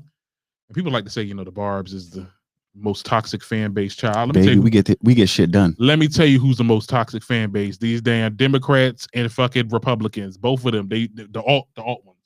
The fringe. Yeah. It's getting really weird now, and everything is like basically so fucking extreme. You're like, can you relax? Like, calm the fuck down. Y'all over here fighting for weed. So people over here fighting. I'm like, relax, y'all. Child, it calm. Y'all still poor. That'd be me out there. The folks to be fighting. Just like, motherfuckers are still poor. Right? Y'all getting paid for this? Like, you're not. You're not. Go home. Like, it don't make any sense. You know what? Just turn the hose on them. That'd be me. Turn the hose on and let the dogs loose. Turn the hose. Turn the hose on and let the dogs loose. Get y'all asses in the house. What we're missing is big mamas. People don't have big mamas anymore because big mama would have broke all this shit up. Can you just unleash unleash all the big mamas like in Union Square? You don't even need police no more. Get your asses in the goddamn house out here, embarrassing me like this in front of all these goddamn people. Get your asses. That's what we needed. It don't make no sense, child. Oh my God. You mad? Get your ass down there that voting line and go vote. Okay. And then get your ass back in the house. Get your ass back in the house. Yo, that's how my mom was. She was like, in election day, do not go outside. They're gonna kill people. I'm like, they're gonna kill folks. People really thought it was gonna be the purge. I was like, the anxiety is high because we don't know what the Trump supporters are gonna do. I mean, the reason they're gonna react is because they think the Antifa is trying to destroy the country. It's like, no, we just don't want no fucking fascists in the White House who's trying to dictate how the country is going to be run. We don't want that. That's not who America is. That's not who we're gonna be. And we've shown that's not what we want. However, they feel like that's the best. It's an overhaul. I've noticed, I had a conversation with a Trump supporter. They believe that Donald Trump was sent to Washington to literally flip the political system on its head, not to destroy it, but to be the supreme fixer of it, that he would just dismantle it and build it back up to one that works. And I was like, you do know that is fascism. Like you do know that that's extreme. That's extremism. What you're saying, you support someone, an outsider going in and knocking everything loose. And I said, and if he said, well, that's y'all support Bernie. And he's an outsider that's coming in through the Democratic Party that's trying to do the same thing, flip it on themselves. Like, it's funny that you say that. I think that if Donald Trump and Bernie Sanders were to run against each other, we would probably be in civil war much sooner. The reason we voted for Joe Biden is because we want fucking peace. Mm-hmm. We want peace. We want peace, child. We want to be able to live here together, stack this bread, not fucking die, and live in peace. We want to be in peace. We want happiness, and we want to be able to pursue this coin together. Yeah, I would love to see Trump own up to his shit. Maybe one. He's not. He's maybe not now, but like maybe later on down. We'll never see it. When he's not president no more. He'll be on his deathbed with a bushy fucking mustache, looking like the Quaker Oats man. We'll never see it. Child, he'll be on David Letterman. Child, he'll tell Ivanka. He ain't gonna tell us. He said he never. Him losing the White. He said we'll never see him again. He gonna be embarrassed. Get your ass out of here. Where you gonna go? Where I know not back to Europe. Ooh, not back to Europe. He can't go to New York. I know that for sure. Yeah, because it's the governor said he can't. Look up and say he can't come here. Oh, you have to have an army to come here. Oh, you cannot walk the streets of New York. Like, Trump ain't been back. Your own city, because he's from there, right? I don't know if he's from New York, but that's where his family. I mean, that's where he always lives. Shit. Okay, well. He's a new. They said his new adoptive home is Florida, so he's a Floridian now. Oh, well, they voted for you, son. Yeah, go live there. No, Florida's not even part of the country no more. They said they had to bug. That's fine. We will replace Florida with Puerto Rico. By the way, I'm going to be in Miami. Yes, you are. The 12th through the 16th. So if any of our listeners are in Miami, please follow me on Instagram. Let me know. We'd love to set up a little meet and greet. You can come see me while I eat my sushi or whatever. Not meet and greet. Love a little meet and greet. You be like Nene. He's like, hey, wait, who? I love your show. Do you know? That girl had the nerve to say, yeah. I'm like, girl, if you don't... Who is this? Like, I don't do the pandemic. Oh, you don't know me? No, I don't. I do not. Okay. But yeah, but anyway.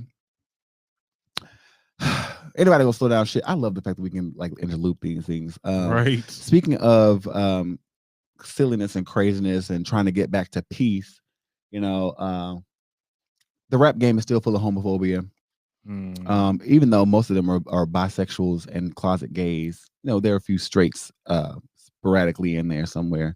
But Lil Nas X and Dave East had a clash in this weekend, I heard, or last weekend. Yeah, so essentially what had happened was, child, as you all know, Lil Nas X dressed as Nicki Minaj and Super Bass for Halloween. And Dave East, I guess, wasn't for it. So he posted something on his Insta story that was kind of indirect towards Lil Nas X. It wasn't indirect. Before that, he had actually posted the picture of him. It was like... Oh, it was a picture of him? He posted, before that story with that black page that you're talking about, I know what you're about to say. Go ahead. And he put Batiban on it? Called him Batiman Bunham. That's a line from a song about burn him. Oh my god! Yeah, I remember that. That's a Caribbean song about burning gay men, like burn them up. And first of all, is he Jamaican?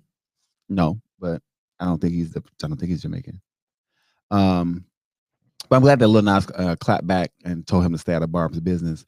Yeah, but I think that people are. That was cool how he did it because he never really claps back like he. When he does, I mean, he's young. First of all, he's young. He's a millennial. Like we ain't scared of nothing. Yeah. And also, like these rappers, these chisette men who take time out of their day and concern themselves with things that don't concern them, like especially like homosexuality. Like you're either jealous of me because I'm achieving more than you. Like Dave East ain't got not a top 10 song nowhere. Has he dropped the album? He was one of the ones because now he's a great rapper. Because people look back at his receipts and they said that he was not a fan of Old Town Road. He thought it was whack or whatever. This, mind you, this is before Lil Nas X came out, so this was some underlying beef. That he's a hater. He's a hater, so that's what it is. But you know what? It's not even just that. It's really like, and I said this countless times on this show, even when we were talking about because. The whole situation with the what's that rapper that came for Lil Nas before? Which one, Boosie? Ooh. Not that one. The one before then. Another one. There was another one. They're irrelevant. Pastor Troy. There we go. Oh yeah, Pastor Troll. At this point, and what's his name? Mike Tyson brought this up and right into Boosie's face as well. If at this day and age, if you still gonna be homophobic, it's really looking bad for you. You are fighting some demons inside you. It's something that you're dealing with at home. For you to come out your way and come for somebody because of their sexual orientation or call them a bati man or whatever the case is, it's something that you're going through. And I think that, we have this conversation time and time again. You're making yourself look bad. Like an idiot. Like an idiot. Like, what did you have to gain from that? Nothing. Did you get the car? I mean, did you get the house? Did you get the number one? No, because no one's listening to your music, Mr. Dave East. You're just cute. That's all it is. Is he cute? No, I mean I guess a little Dave East. Didn't his news leak? Let me see if I can find. Well, child, somebody in the comments was saying he was an ex-worker. Child, I'm like, nah, I don't believe that. An ex-worker of what? An ex-sex worker? He was an escort. He was slanging that damn. Rumor has it. To who? I hope to rich. I hope to women. Because baby, that's not because you fuck. See, the thing about the life. I'm gonna say this. So even though the lifestyle is very catty, like when you come for a gay and like if you have like tea, that you've been like doing it like in the shadows, like the gays will drop receipts on you. We have like receipts on your we're ass. like a fucking wasp house. Like you will not. Don't come for us if people got shit on you. Don't do it because the receipts will drop. And when they drop, baby, you'll be under a rock. But we'll be here to report it right here on the definitely be here to show. report it. I don't care about fact checking that. Fact checking, no. What they said was he was sucking. That's what they said. What they said was. That's what they said, honey. He only cost $50. That's what they said. I mean, I wouldn't put it past Davies. He does look a little. Let me stop because then I suspect. You're gonna get the studio shut up, and I ain't got time for that. We can't. I don't give a wait. Allegedly. We are. I don't care. We are in. Don't tell them where we at. We're in Arizona.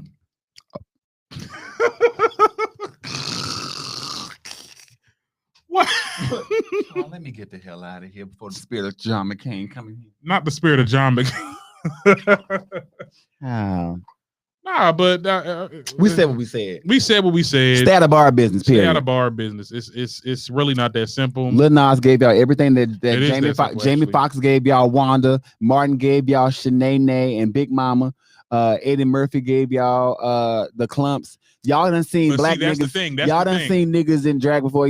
Tyler Perry done gave y'all Medea and made $1 million. Shut up! Like this is the shit that bothers me so much. Straight men can do virtually anything. Straight. Okay. That's dressing in drag, dressing as a woman, acting a certain way. But the second a gay person does it, people just haters. They need to worry about themselves. Like worry about yourself. Worry about yourself. Worry about your dance. Get in a different worry about your music. Bracket. What music? Ooh. He's cute.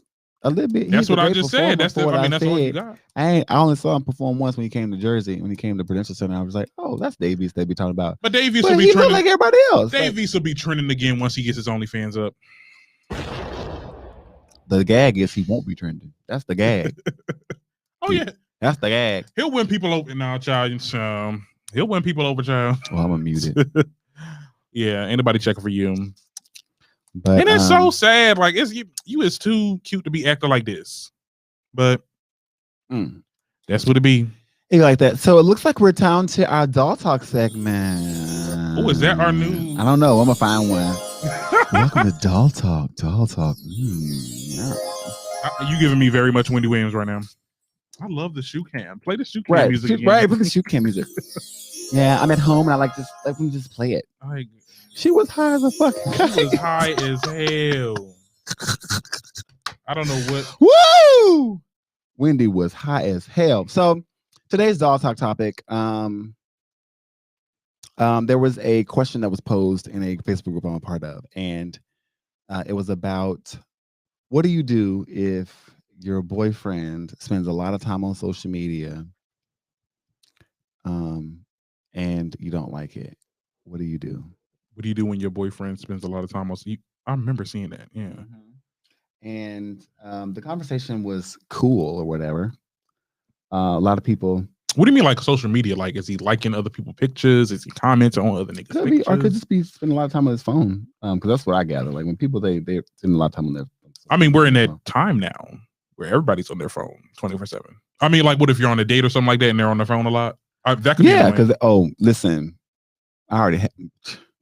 So for me, now I handle business on my phone. Like I get money from using my phone. You know what I mean? All right. But if I'm on a date, or like if you're in my presence and we're like supposed to be eating together or like watching a movie together, and I turn my phone face down, that means I put it on Do Not Disturb already. Right. And you're constantly picking up your phone, texting, Googling on Twitter. I'm gonna cut off whatever we're doing. And I'm gonna leave you to what you're doing because you're not present. For me, my answer will be it depends on the place. Like if we're in that setting, we're watching a movie, we're eating, we're out.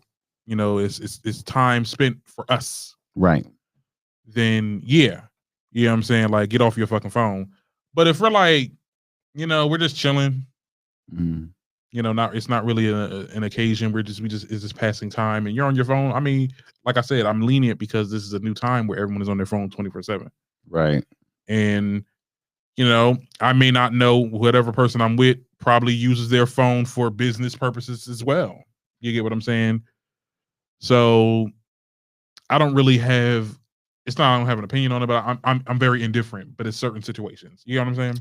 Right. But what if it was bothering you though? Like. Yeah, if it was bothering me, then I would say something. How do you deal with it? What would you do? Like if I'd be your like, boyfriend or your person was like, put your phone down. You know, it's me. You get what I'm saying? Like you're. What? You'd be like, it's me. I'm here. I'm here. Hello. It's like I would say that, but I mean, I guess if I don't get nowhere with it, then it'll put a strain on the relationship. Right. I think communication is key for all of those, especially for that part. I'm trying to pull up that particular question to pull up some of the comments that people. That was on the speak out thing, right? What? Oh, is it supposed to be private? Oh, yeah, we still here. Okay, whatever. I don't know if it's supposed to be private or not. It's a group. I mean, like anybody. I mean, I joined. I didn't even have to get accepted. I just joined. I don't know. Okay. You can release the sources. I didn't know groups on Facebook were private. I didn't know. Some are. Like you cannot talk about it. No, I didn't say that. Okay. Did I say that, y'all? I didn't say that. I just looked at you like, oh, okay, whatever. Don't give me Nene right now. See, I ain't even did nothing. Because what's gonna happen is you're gonna spoil out of our other doll talks. Like they're gonna know what our topics are beforehand. Okay, so that's what you're. Okay. All right. But I don't care. I mean, yeah. I don't want to talk about this no more. You don't want to talk about that no more? No, it's 6 o'clock. I'm ready to go. I'm just kidding. I was about to be like, I know. I quit. Not you sending your resignation right now. Biden Harris 2020. Woo! But no. Child. So for me, I think as I said, I was looking up comments and stuff like that, so I could kind of add it to the conversation. But somebody had put like this comment about, well, if it's a problem for you, ask yourself, why does this bother me? What do I feel right now? Have my parents ever made me feel this way? And all this other shit about reflecting it back on you. Why do you feel the way that you feel about your partner being on their phone all the time in your presence? Well, and I was like, as it links to like some kind of insecurity or something. Yeah, and right. And I'm like, now I understand. I totally understand how some people do have insecurities or may need a lot of attention or may feel some way about it. But I was like, so if we're in an intimate space with each other and I say to you, you're spending a lot of time on your phone while we're having together time, and I don't like it. The moment you start asking me questions about, well, what don't you like about it? Why don't you like it? What is it? Listen, I just told you that while we're spending time together, you spend a lot of time on your phone and I don't like it. The only response at that particular time would be to say how you can fix it. Because I've already acknowledged and expressed to you what the problem is. I have. I don't need to. We Right. don't have to go through deep therapy. Did your parents give you enough attention as a bit? What are you asking me right now? I'm telling Not you. enough attention. No, like I was like literally in the comments. I was cracking up. First of all, you doing everything don't need I definitely was in that therapy session exactly, because now you're gaslighting me. I said I said if these are the questions you would ask your partner if they said, "Hey, we're spending time together, but you're spending a lot of time on your phone and I don't like it. It makes me feel a type of way." And your response is, "What? Well, why do you feel that type of way?" Or if you ask me, "Well, did your parents ever make you feel this way?" What are we talking about? We're talking about you and I spending time together, and I don't like what you're doing.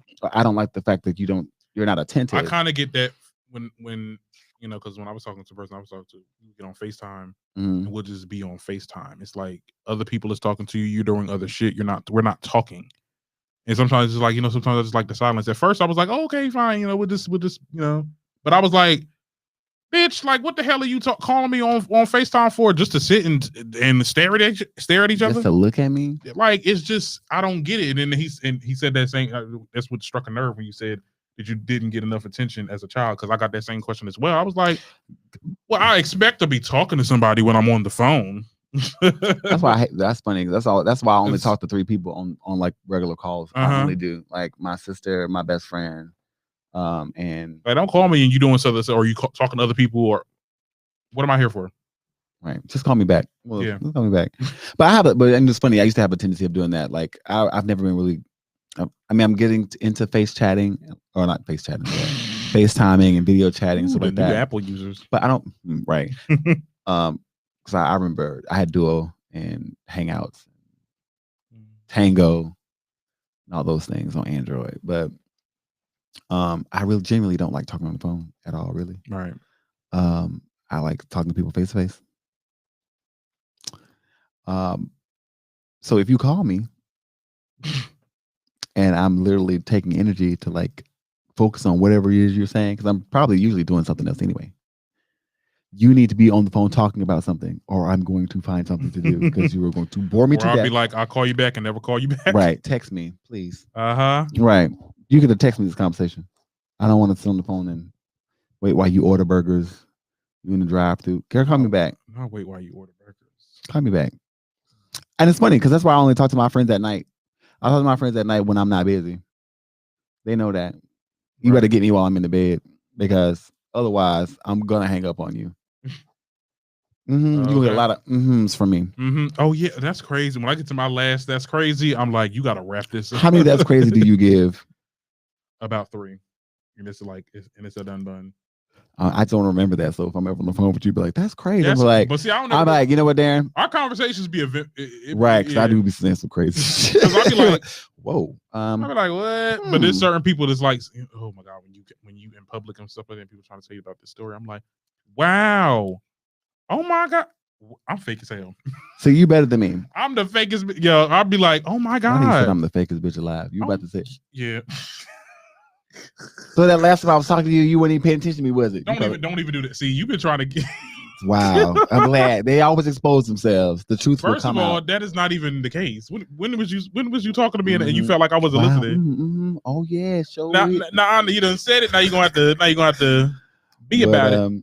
I said what I said, but no, I said you're better than me because I don't have time to fake nothing with nobody. I've literally been in a position where somebody was trying to tell me a story and oh Lord, I can't wait for this one. I literally told them I'm not interested in what you're about to say. Like I literally said it. Like you don't have to tell me. I would prefer to jump. Like I would rather stop a person before they start talking and I'm not listening to you. Like because normally what happens is when you tell people that they think you're playing, or maybe it's just me. People think that nobody knows when to take me serious, and I need to work on that. Like even when I'm being like probably stern and like probably the meanest bitch of breathing, people think I'm just this hilarious person. They always think I'm joking. And I literally. So what are the signs that you're serious? If I'm not blinking, bitch, I'm about to hit you. Like stop talking. Like literally, like stop talking to me. Lord, okay. No, I mean not in like that's if it's like. I hope I never got that. Have I ever got that way with you? No. Have I ever hit you? You better not lie to these people. Every time after the show, he beats me. No, but no, seriously, like I've literally told people like, please stop talking. because it's only to respect them because like I'm not interested in what you're about to say. Right. So I don't want you to waste your time and your breath because my mind's already occupied somewhere else, or the conversation is going into a place that I don't have the energy to entertain. Right. So please just nope. I have no problem saying it to people. Ooh, you know what? I honestly do not care about that. I don't. And they be like, I had a friend that was like, why do you say that to me all the time? I was like, well, because you talk about a lot of things I don't care about. And I think that if we're going to be friends, it's like me if I keep on talking about Star Wars. But I think I've always been honest with you about that. I don't give a fuck about Star Wars. I don't know anything about that. I'm not. So that's why the Star Wars episode, I'm glad you did by yourself, because I say I would have looked at you the whole episode because I don't give a fuck about Star Wars. Been like, wow, yeah. Okay. No, I've been asking questions. Now, who is what? Now, what's the girl with the two cinnamon rolls on her head? Not the cinnamon rolls. On the side with the buns and the things. We was about to talk about. Well, it wouldn't have been about Star Wars. It's about behind the scenes. The actor John Boyega, in his situation, we kind of had a little. Oh yeah, we did about the. Well, he spoke out and said that he spoke to Disney, and after reflecting, because when I went to the bathroom, I've reflected on what we were talking about. On what I said, didn't you? Not what you said. You did. But what the article said at hand, he just basically mentioned that, hey, because people were riding behind him, standing up for himself for Disney, so people just wanted a follow up, and that's what he gave. So yeah, I mean what I said was I felt like he was doing too much in the beginning because I felt like, okay, we get it, you know, you were wronged and you were definitely wronged by your part in that film because you definitely deserved a lot more. This is Darren, another old man. This is Darren. You're doing too much. But I just they're doing too damn much out there. Just sit down. Not to sound like what's his before name? You get blackballed by Disney. That's what Darren was talking about. What's the name say to Monique? What's his name? Steve Harvey. Not Steve Harvey. Yeah, Steve Harvey too. But Lee Daniels. You got to play the game. But I'm just saying. I'm just saying. I just want him to be careful because he's a great actor and Disney is a child. You fuck with Disney, they own everything now. They gonna own everything. So but he was given what he was doing. He was reflecting on what had happened, how this got resolved. So I think him and like his relationship with Disney is at like a neutral space anyway. So you wouldn't want to beef with a. Well, yeah, he may not. I'm a different breed of person. You a different breed of person? Bitch, I'll beef with anybody. I'm an Aries, okay? Yeah, so I'll burn this whole shit down. Yeah. Fuck with me. Disney. Y'all will be just Diz by the time I'm done. You'll be fighting I'm gonna take all your knees. your Diz. That's all you is. You're gonna be dizzy, is what you're gonna be. Because the knees are coming with me. Lord. But yeah. So I don't know how we got to that talking about phones, but okay. So if your partner's on their phone a lot, just tell them that you don't like it and then have a conversation. And if not, just take their phone and flush it down the toilet and look at them like, what? You want this or me? Don't do that. Do it. Do it. Do it. We do it now. You know what? We're never gonna drink water again during the show. It really got you like that? Oh, the water got you like that, honey? Not at all. No, I'm thinking about it. It's like, Really? I can't do it. I'm hungry. I feel like I'm about to start sweating. Okay. You didn't eat? Oh my God. I literally just ate a Nutri-Grain bar, a piece of chocolate. And I had a big breakfast. And I was trying to find anything in my backpack to eat. A Pop-Tart. Yeah. I'm hungry, y'all. I gotta get the hell out of here. I gotta go eat. Okay, guys. I think it was a great show. It was a great show, yeah. Good little talk. Because next week we may have a new president and we can talk about that. Oh, I was about to say a new what? I thought you was about to say a new co-host. I'm like, who? I mean, you could if you want. Not you made an announcement. Not you. I'm no. Like, what? You'll know when I leave the show on the 99th episode. So I'm gonna take that as a joke. I ain't going nowhere. I'm gonna be here until I decide to I'm leave. gonna be here. You go, yeah, right. He's like, I ain't leaving. You can't get rid of me. You can't get rid of me, bitch. Y'all go try to be like, you can't get rid of me. You can't. Yeah, that's right. You put the Bible down, honey. Right, I had to pick it back up for a second. Like, Lord, let me get it together. But anyway, yeah, guys, I gotta go grocery shopping. I got plans. I know when it's 6 o'clock, honey. Yes, I've got to. got to go. I got do to this go. tomorrow. Right. I got to go. But thank you guys so much for listening. Thank you for the live listeners that was listening on YouTube, Periscope, and all those lands across the lands, whatever. Facebook, Instagram. Yeah. Bigo Live. We see you. Bigo Live. And until next time, I'm your host, Darren Greene. I'm Prince Derek Dahl. And this is the Darren Greene Show signing out. Bye. If you like what you heard, please don't hesitate to hit that subscribe button and give us a 5-star rating. As always, enjoy the convo.